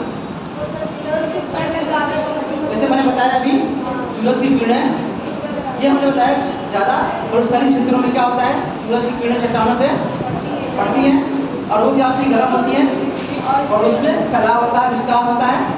फिर रात के मौसम में रेगिस्तान में क्या होता है, मरुस्थलीय क्षेत्रों में, मरुस्थलीय क्षेत्रों में रात के समय कैसा मौसम होता है, ठंडा हो जाता है। तो क्या होता है, फिर वो चट्टानें आपस में, फिर वो जब विस्तार होता है फिर वो सिकुड़ने की कोशिश करती है और सिकुड़ती है। तो ये प्रक्रिया बार बार चलती है, ठीक है। तो उसके लिए ये क्या होता है, फुट हो जाता है। उसके बाद प्रेशर, ताप, दाब। ताप कैसे होता है, जैसे आगली चट्टानें हैं, कोई आगली चट्टान है, वो पृथ्वी के अंदर है, ऊपर का प्रेशर उसके ऊपर पड़ा हुआ है, पृथ्वी के सरफेस का प्रेशर उस पर है और उसका खुद का प्रेशर अंदर का है। कि भाई मतलब ये होता है कि किसी अपरदन के कारण या किसी घटना के कारण ऊपर का लेयर उसकी सरफेस का हट जाता है, तो बाहर का दबाव क्या हो गया, उसका कम हो गया। उसका दबाव क्या है, अपने आप बरकरार है, तो उससे थोड़ा बहुत जो होता है उसमें जो टूट फूट होती है वो आ जाता है, ठीक है। और वर्षा क्या होता है, इसके बाद वर्षा था, वर्षा कैसे जिम्मेदार होती है? हाँ वो तो ठीक है, रासायनिक क्रिया हो तो अभी केमिकल में पढ़ाएंगे तब, ठीक है। ये हो गया। वर्षा क्या होगा, बारिश हो रही है तो चट्टानें क्या हो रही है, ढीली हो जा रही है।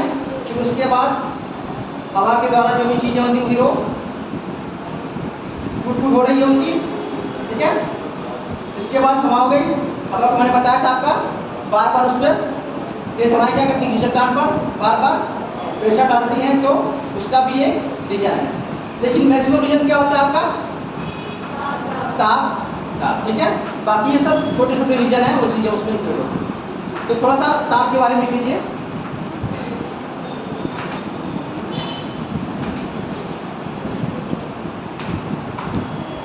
और हिमालयी क्षेत्रों में भी ऐसा होता है, क्या होता है कि जब भी हिमालय के कुछ मतलब पहाड़ी क्षेत्रों में क्या होता है, रात के समय बर्फ जब जो होता है बर्फ में कन्वर्ट होता है, दरारों में जम जाता है। फिर बाद में क्या होता है, दिन के समय वो क्या होता है, वो फिर जल में कन्वर्ट होता है। तो चीज़ें भी होती हैं, उन दरारों को फैलाता रहता है और वो गीली होती रहती है और उनका भी अच्छा होता है। क्या कहें? जल तक जमता है पर हाँ। बढ़ा भी देता है अपनी जगह पर जगह देता है। अच्छा ये बताइए, जब आपने फिजिक्स पढ़ा नहीं लगा है? पढ़ा फिजिक्स? सर्दी की रातों में नल के पाइप फट नहीं जाते, पढ़ा है? वही नहीं मतलब जगह देते हैं। हाँ? जगह ज़्यादा देते हैं। इसीलिए कह रहे हैं बर्फ का आयतन क्या होता है? ज़्यादा देता है। और जल क्या करता है उसका आयतन उसके कंपेयर में? आपने फिजिक्स पढ़ा है कि आपने सब लोगों ने पढ़ा नहीं पढ़ा है? सर्दी की रातों में या ठंड के माध्यम में नल के पाइप क्या होते हैं? बढ़ जाते हैं। इसका रीजन वही है। पाला क्या होता है? पाला भी इसके लिए एक जिम्मेदार है। पाला समझ में आता? फ्रॉस्ट क्या होता है पाला? सीधा जैसे जलवाष्प है, जलवाष्प से ही सीधा कन्वर्ट होकर कहाँ जाता है? वो बर्फ में कन्वर्ट हो जाता है। उसे क्या कहते हैं हम लोग? पाला कहते हैं। ठीक है, तो उसके लिए भी वो भी जिम्मेदार है। उसका आयतन का विस्तार होता है, ध्यान रखना। ठीक है, अब समझ में आया? चलिए लिखे था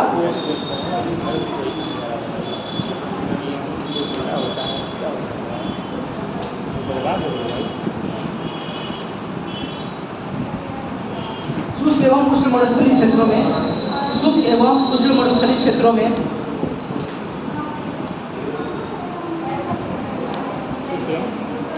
शुष्क एवं उष्ण, राइट, हाँ, शुष्क उष्ण, हाँ, गर्म, और शुष्क एवं उष्ण मरुस्थलीय क्षेत्रों में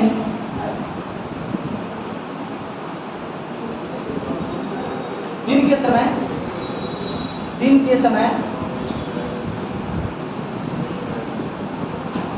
तापमान अधिक हो जाता है, तापमान अधिक हो जाता है, और रात्रि के समय में तापमान कम हो जाता है।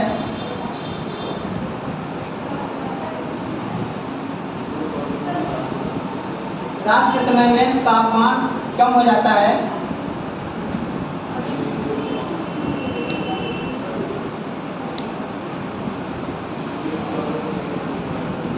दिन में चट्टानों का फैलाव होता है, जिससे दिन में चट्टानों का फैलाव होता है।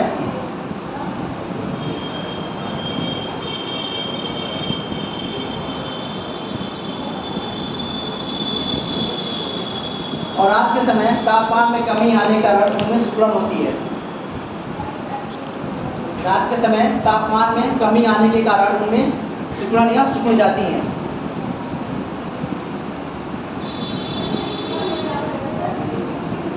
रात में तापमान के कम होने के कारण उन चट्टानों में सिकुड़न आती है या सिकुड़ जाती हैं।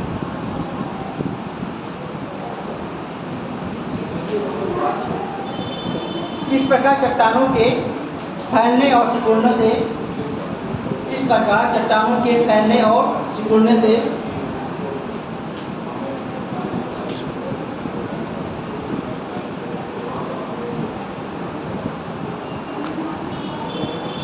उनमें तनाव उत्पन्न होता है, उनमें तनाव, टेंशन उत्पन्न होता है, उनमें तनाव उत्पन्न होता है,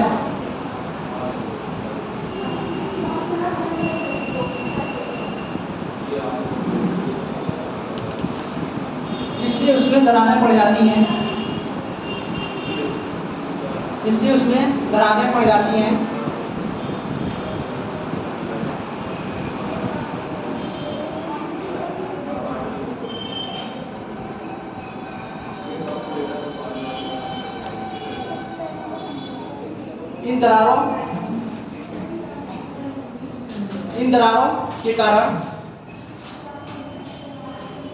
इन दरारों के कारण चट्टानें टुकड़ों में विघटित हो जाती हैं। इन दरारों के कारण चट्टानें छोटे छोटे टुकड़ों में विघटित हो जाती हैं।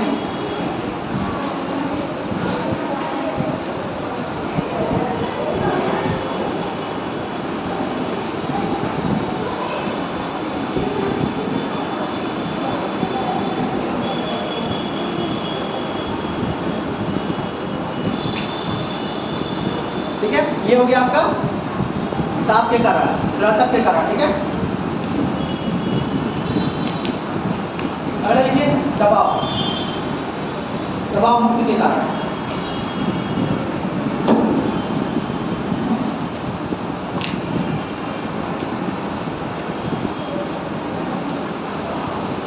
इसमें लिखिए दबाव मुक्ति के कारण होने पर भूपृष्ठ के निचले, जैसे दबाव भूपृष्ठ के निचले, भूपृष्ठ के निचले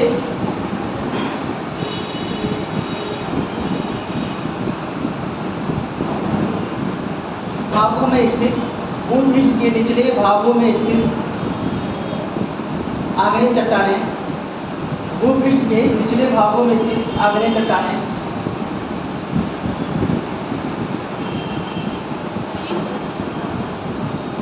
भूपृष्ठ के निचले भागों में स्थित चट्टानें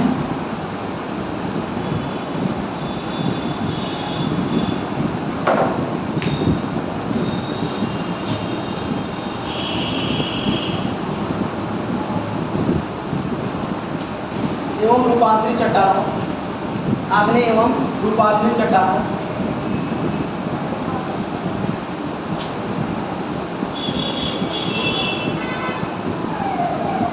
अधिक दाब के कारण, अधिक दाब के कारण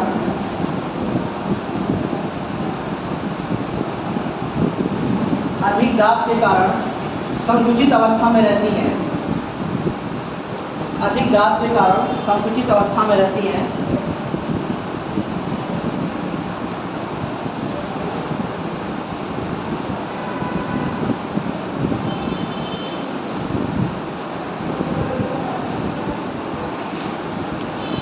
लेकिन अपवर्तनात्मक शक्तियों के कारण, अपवर्तनात्मक शक्तियाँ कौन कौन सी हैं?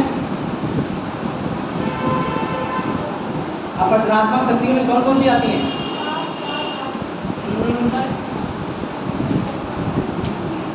अपवर्तन किसके द्वारा होता है? वायु, वायु जल हो गया, दिमाग कहाँ है आप लोग का? वायु जल पानी हो गया, ठीक है, तो अपवर्तनात्मक शक्तियों में क्या क्या रहेंगी? वायु, जल, बहता हुआ जल। ठीक है, स्थिर जल नहीं, बहता हुआ जल होना चाहिए।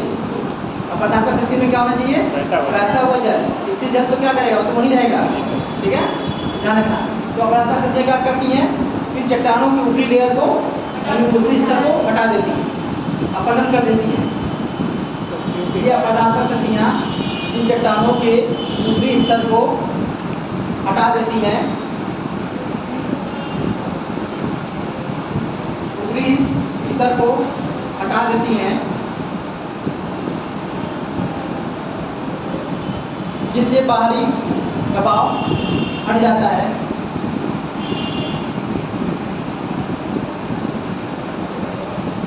जिससे बाहरी दबाव हट जाता है।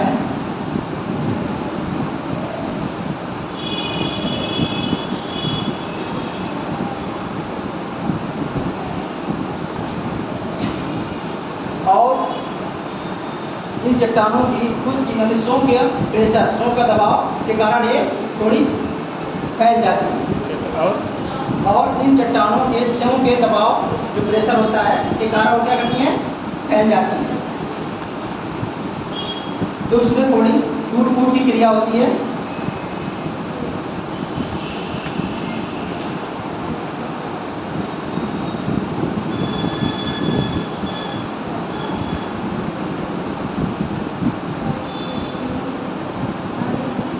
ठीक है, इससे उनकी टूट फूट की क्रिया होती है और ये प्रोसेस चलता रहता है। और अगला क्या था?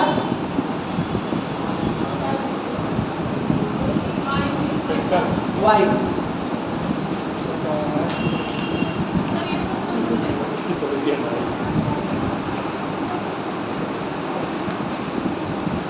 वायु कहाँ ज़्यादा कागा होती हैं?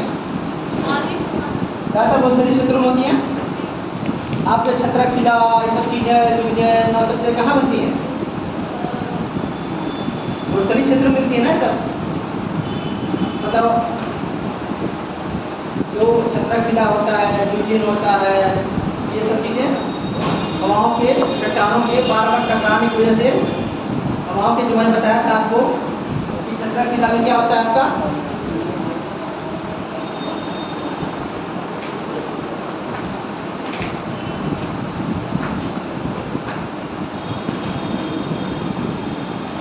हवाएं क्या करती हैं अपने साथ,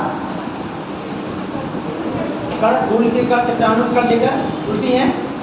उनका जो वहन शक्ति होती है, जो लेकर चलने की शक्ति होती है, वो जो मोटे कण होते हैं वो क्या होते हैं, धरातल के समीप होते हैं, और जो हल्के कण होते हैं वो क्या होते हैं, वो धरातल के ऊपर होते हैं। तो इसी कारण जो चट्टानों का ज़्यादा अपरदन होता है वो कहाँ होता है, वो धरातल मतलब सरफेस के जो सटे हुए रहते हैं उनके चट्टान के निचले वाले भाग में होता है। तो छंद्रक शिला जो आपका था,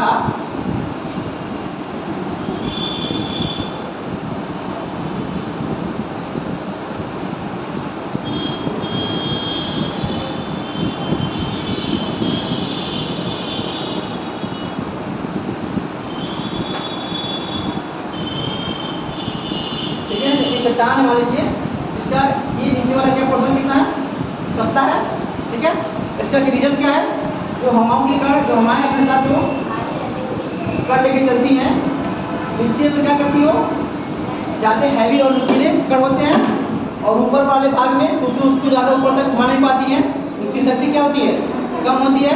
फिर जो हल्के कण होते हैं, जो कम नुकीले होते हैं, हल्के होते हैं, वो ऊपर चलते हैं, जिसमें ऊपर उनका अपरदन कम होता है और नीचे ज़्यादा होता है।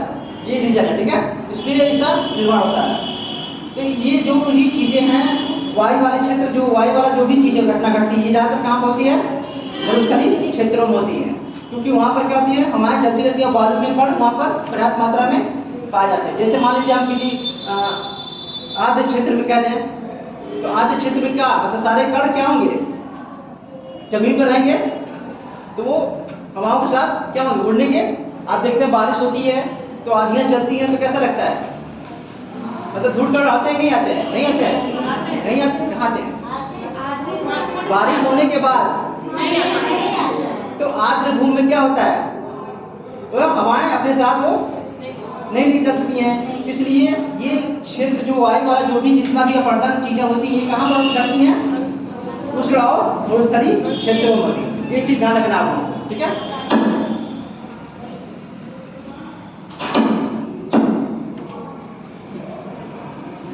चलिए वर्ष वायु वाले लिखिए।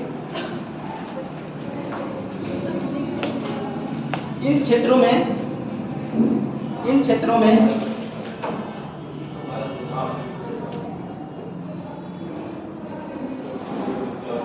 बालू एवं मिट्टी के कण,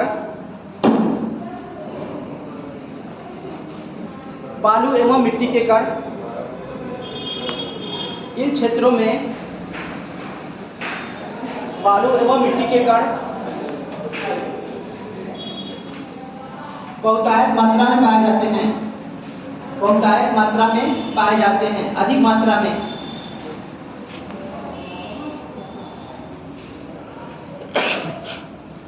ये कण नुकीले होने के कारण, ये कण नुकीले होने के कारण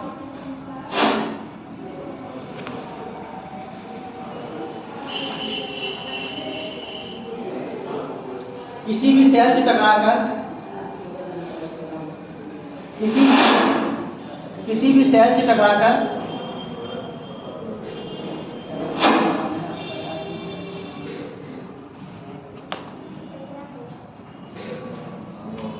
उन चट्टानों को उखाड़ देते हैं या तोड़ फोड़ कर देते हैं।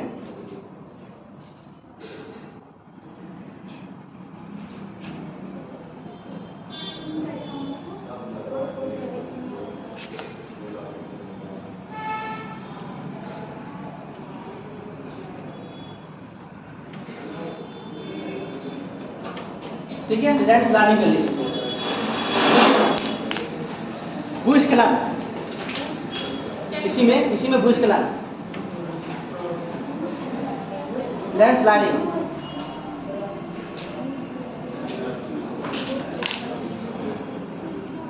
ये कहाँ घटना घटती है भूस्खलन की,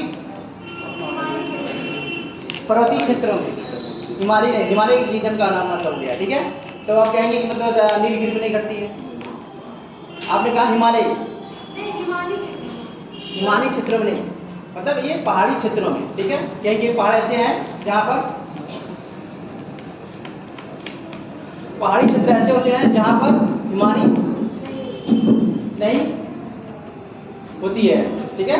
कुछ ऐसे पहाड़ी क्षेत्र हैं नहीं है कि जहाँ पर हिमालय नहीं होती है।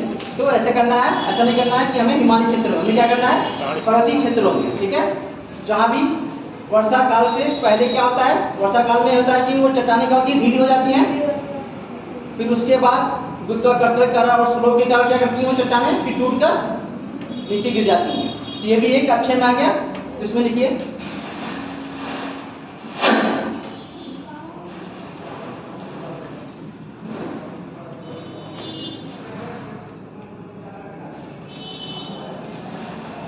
पर्वतीय क्षेत्र,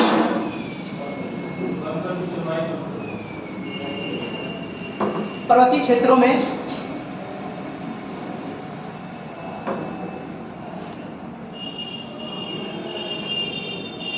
वर्षा काल में पहले से ढीली, पर्वतीय क्षेत्रों में वर्षा काल में पहले से ढीली हो चुकी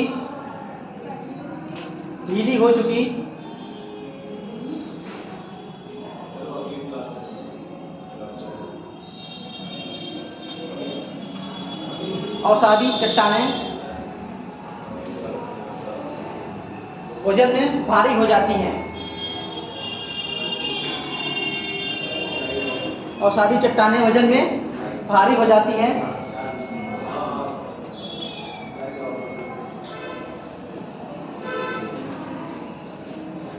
जिसके कारण पर्वतीय ढाल के सहारे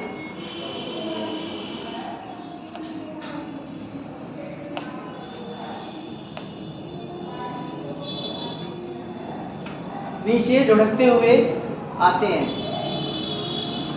पर्वतीय ढाल के सहारे नीचे लुढ़कते हुए आते हैं,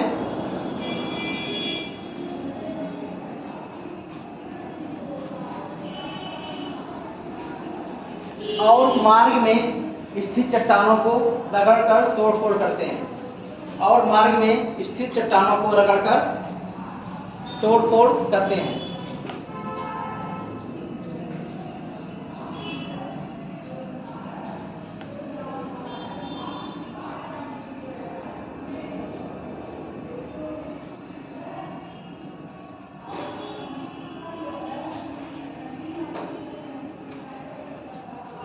एक और लिख लास्ट में वर्षा,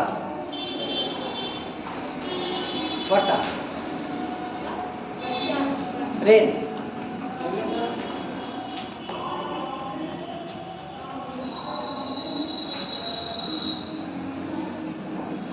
विश्वती एवं उसके आसपास के क्षेत्रों में विश्वती मतलब विश्व कैसे नाम पड़ा, विश्वत रेखा क्यों नाम पड़ा,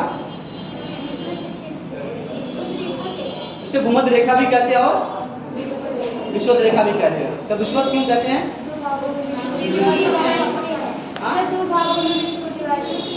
ठीक है, दो भागों में डिवाइड करता है, वो तो भूमध्य रेखा हो गया, ठीक है। इसके विषु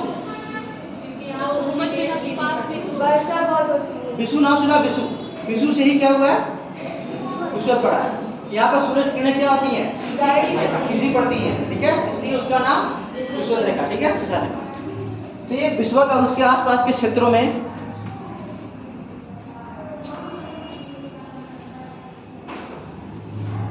ऐसा क्यों है, विश्वत रेखा पे मतलब क्यों नहीं किया गया वर्षा को लेकर, वहां पर क्या होती, ज्यादा होती, मतलब जलवाष्प की मात्रा ज्यादा होती है, टेम्परेचर भी क्या होता है, ज्यादा होता है, और लगभग जल की मात्रा भी दिखा जाता है, ठीक है।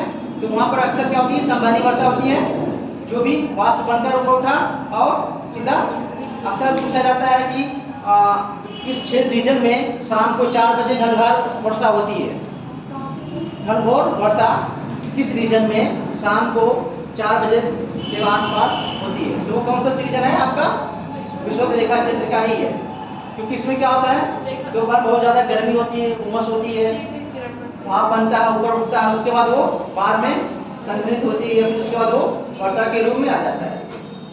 जब ये बताएंगे ड्यू पॉइंट, हिमांक बिंदु क्या है, वसांक बिंदु क्या है, ये जो है वर्षा में बताया जाएगा आपको, ठीक है। उस टाइम जब ये मतलब वो संघनन कब होता है क्रिया, और वो मतलब क्या, मतलब उसकी आर्द्रता कितनी ज़्यादा होती है, किसी आर्द्रता पर वो वर्षा करती है, वो उस टाइम बताया जाएगा आपको। तो वर्षा को लेकर इसे कहा गया विषुवत रेखा के, क्योंकि वहाँ पर वर्षा ज़्यादा होती है और वर्षा के कई रीजन भी हैं। जैसे हमारे मासिनराम में अधिक वर्षा होती है, क्यों होती है यहाँ पर? चेरापूंजी मासिनराम में अधिक वर्षा क्यों होती है, कोई बताए?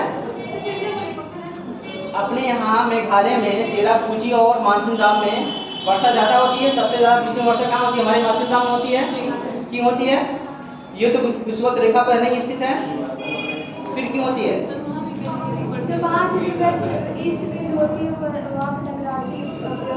जब हमारे दक्षिण पश्चिम मानसून चलता है तो बंगाल की खाड़ी में आता है, उसके बाद क्या होता है, जो भी हमारी वहाँ गारो खासी जयंतिया पहाड़ियाँ हैं, गारो खासी जयंतिया पहाड़ियाँ हैं, वो कीपनुमा है, मतलब एक कीपनुमा है। तो जाकर वहाँ पर हवाएं क्या होती हैं, टकराती हैं, और चारों तरफ से वहाँ टकराती हैं, उसको घेर कर क्या करता है, वो घनघोर वर्षा करता है, ठीक है।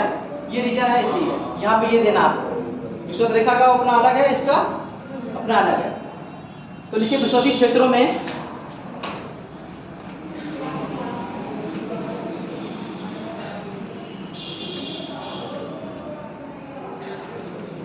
तापमान अधिक रहता है,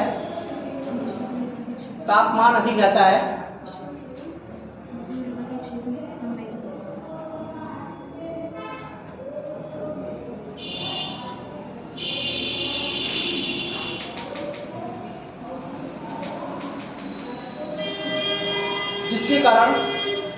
जिसके कारण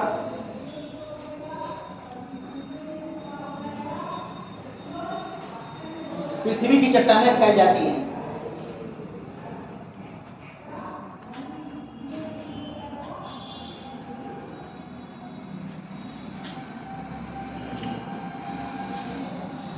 और जब दोपहर के बाद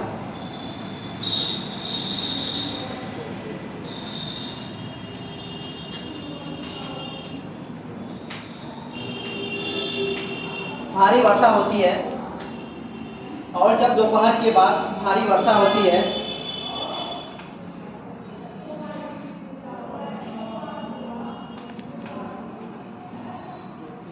तो चट्टानें ठंडी होकर सिकुड़ जाती हैं।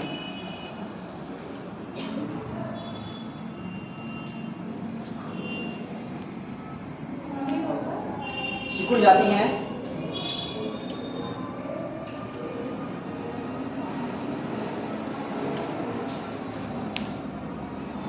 जिससे चट्टानों में दरारें पड़ जाती हैं और वो विकसित होना प्रारंभ हो जाता है। चट्टानों में दरारें पड़ जाती हैं और उनका विघटन होना प्रारंभ हो जाता है।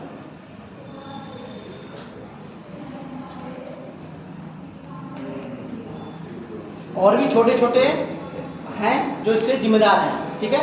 लेकिन ये मेन था, इतना आप लोग लिख देना। अगर आता है लिखने के लिए तो कितना आएगा, 50 शब्दों में, 150 शब्दों में, ठीक है। तो आप उसको अच्छे से हैंडल कर सकते हैं। इसके बाद आपका क्या है, रासायनिक अपक्षय। रासायनिक अपक्षय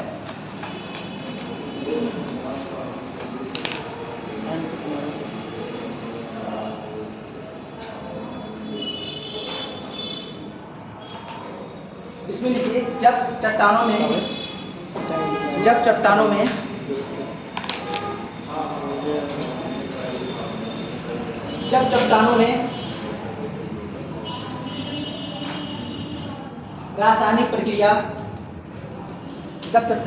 रासायनिक प्रक्रिया के कारण टूट फूट होती है, जब चट्टानों में रासायनिक प्रक्रिया के कारण टूट फूट होती है, तब उसे रासायनिक अपक्षय कहते हैं। रासायनिक अपक्षय कहते हैं। जैसे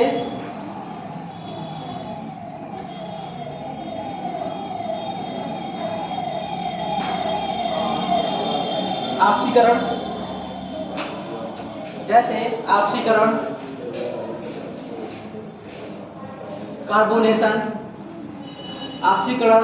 कार्बोनेशन, जलयोजन,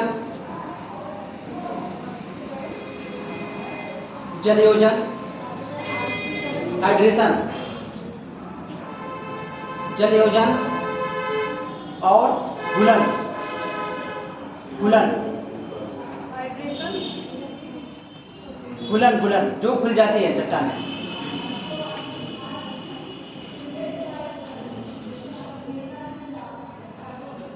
और सिलिका के अपघटन जैसे कारक जिम्मेदार, सिलिका के अपघटन के कारक जिम्मेदार है। फिर इसका क्या होता है? इसका सिलिका रिलीज होता है उससे, तो उसमें जो भी जगह स्पेस बचता है उसमें इलेक्ट्रॉन होता है।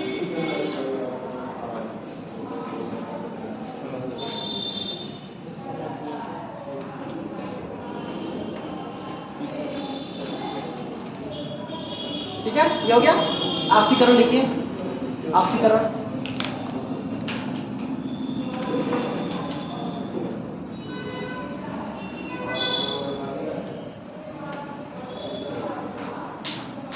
वायुमंडल में मौजूद ऑक्सीजन, वायुमंडल में मौजूद ऑक्सीजन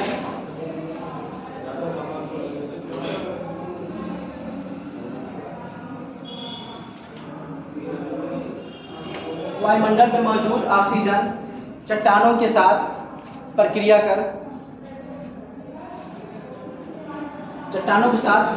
कर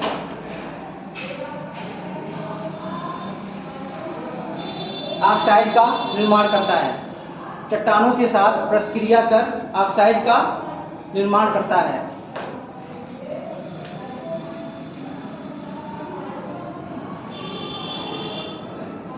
जिसे ऑक्सीकरण कहते हैं।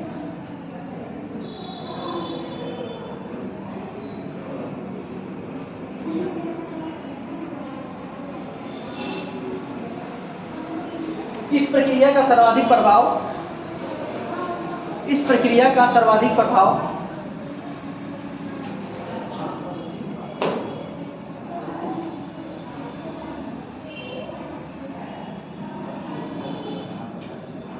उन चट्टानों में देखने को मिलता है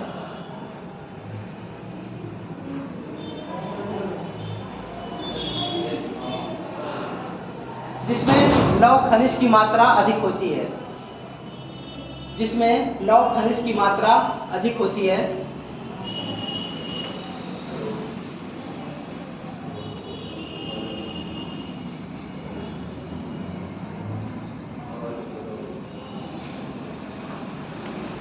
इसमें लोहे के पीले एवं लाल ऑक्साइड बन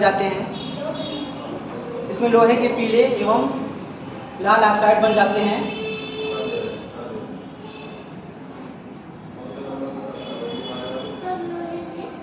पीले एवं लाल ऑक्साइड बन जाते हैं।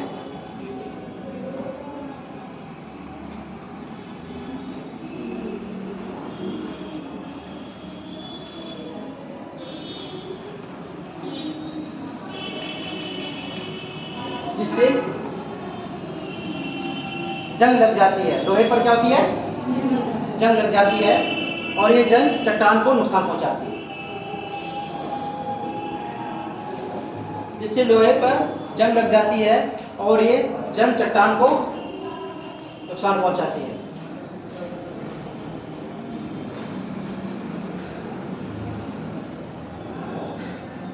अगला कार्बोनेशन।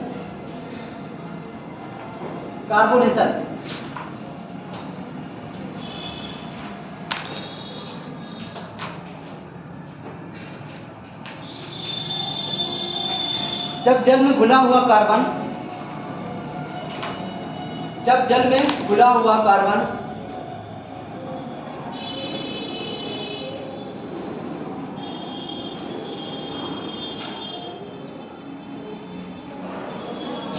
चट्टानों पर प्रभाव डालता है तब उसे, जब जल में घुला हुआ कार्बन चट्टानों पर प्रभाव डालता है तब उसे कार्बोनेशन कहते हैं।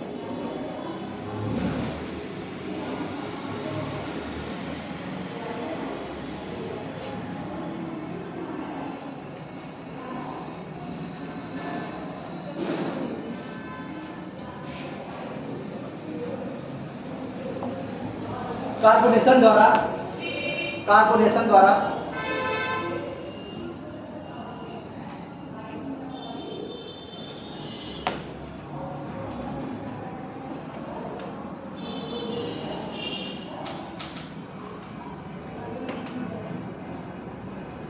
चूना पत्थर प्रदेशों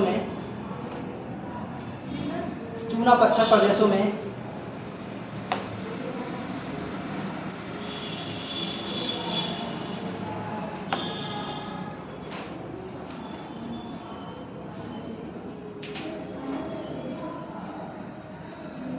कई वर्षों में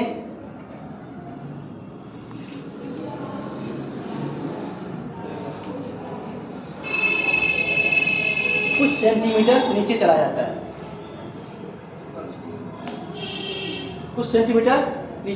जाता है,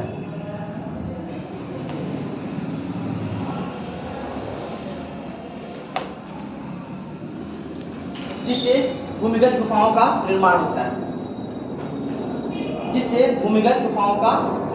है। गुफाओं,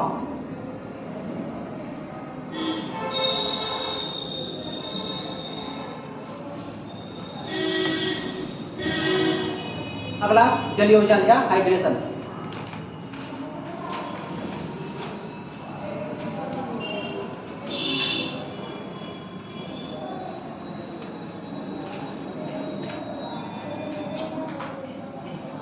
दोनों सेम ही है क्या? हाँ जी, जलयोजन और हाइड्रेशन। इंग्लिश में उसको हाइड्रेशन बोलते हैं, ठीक है। इस प्रक्रिया में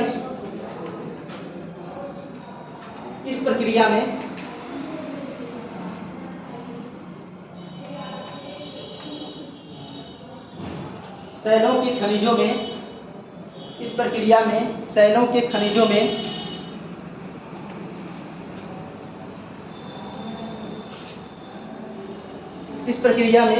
के खनिजों में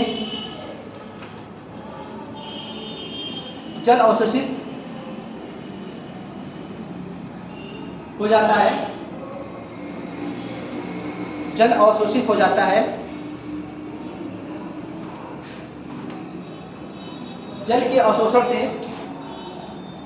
जल के अवशोषण से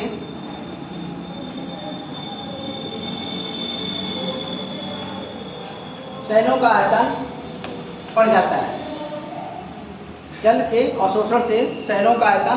बढ़ जाता है।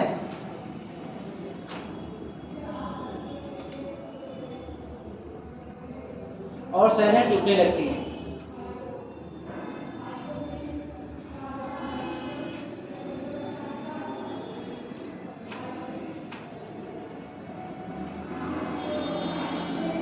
सिलिका का अपघटन, अगला सिलिका का अपघटन।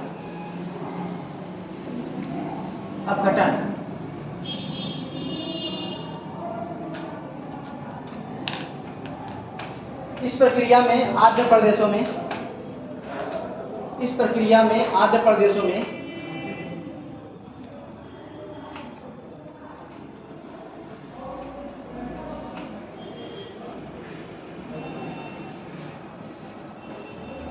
आग्नेय चट्टानों पर पानी की क्रिया के प्रभाव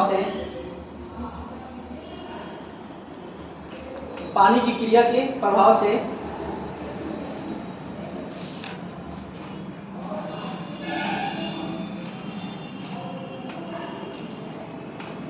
उनसे सिलिका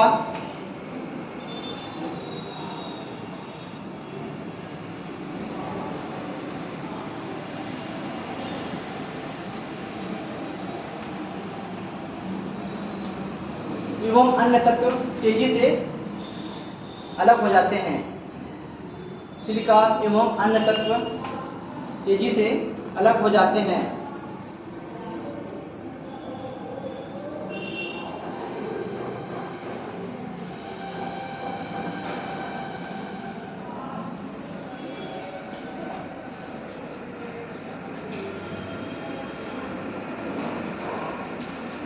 जिससे उसमें टूट फूट की जिससे उस चट्टान में टूट फूट की क्रिया प्रारंभ हो जाती है। ठीक है, ये आपका क्या था? केमिकल वाला था, रासायनिक अक्षय था। अब एक क्या बचा आपका? वनस्पति जैविक अक्षय। ठीक है, तो जैविक अक्षय भी, और लेकिन कल आपको क्या पढ़ के आना है? महाद्वीप और महासागर की उत्पत्ति, जिसमें वेगनर का महाद्वीपीय सिद्धांत। ठीक है, ये पढ़ना आपको, ये ज्यादा इंपॉर्टेंट है। और भी टेलर का है, वो देख लेना थोड़ा सा। और एक और है लोथियन ग्रीन का चतुष्फलक सिद्धांत। 2-3 सिद्धांत है, लेकिन ज्यादातर किसका है? वेगनर का अच्छा माना जाता है, इनको ज्यादा पढ़ते हैं। तो ये 3 पढ़ा जाएगा, इसके बाद पेपेटाइट थ्योरी पढ़ लिया जाएगा। ठीक है, ये पढ़ के आना है चारों, और ये तुम कराई देंगे अक्षय वाला। ठीक है, और कोई क्वेश्चन?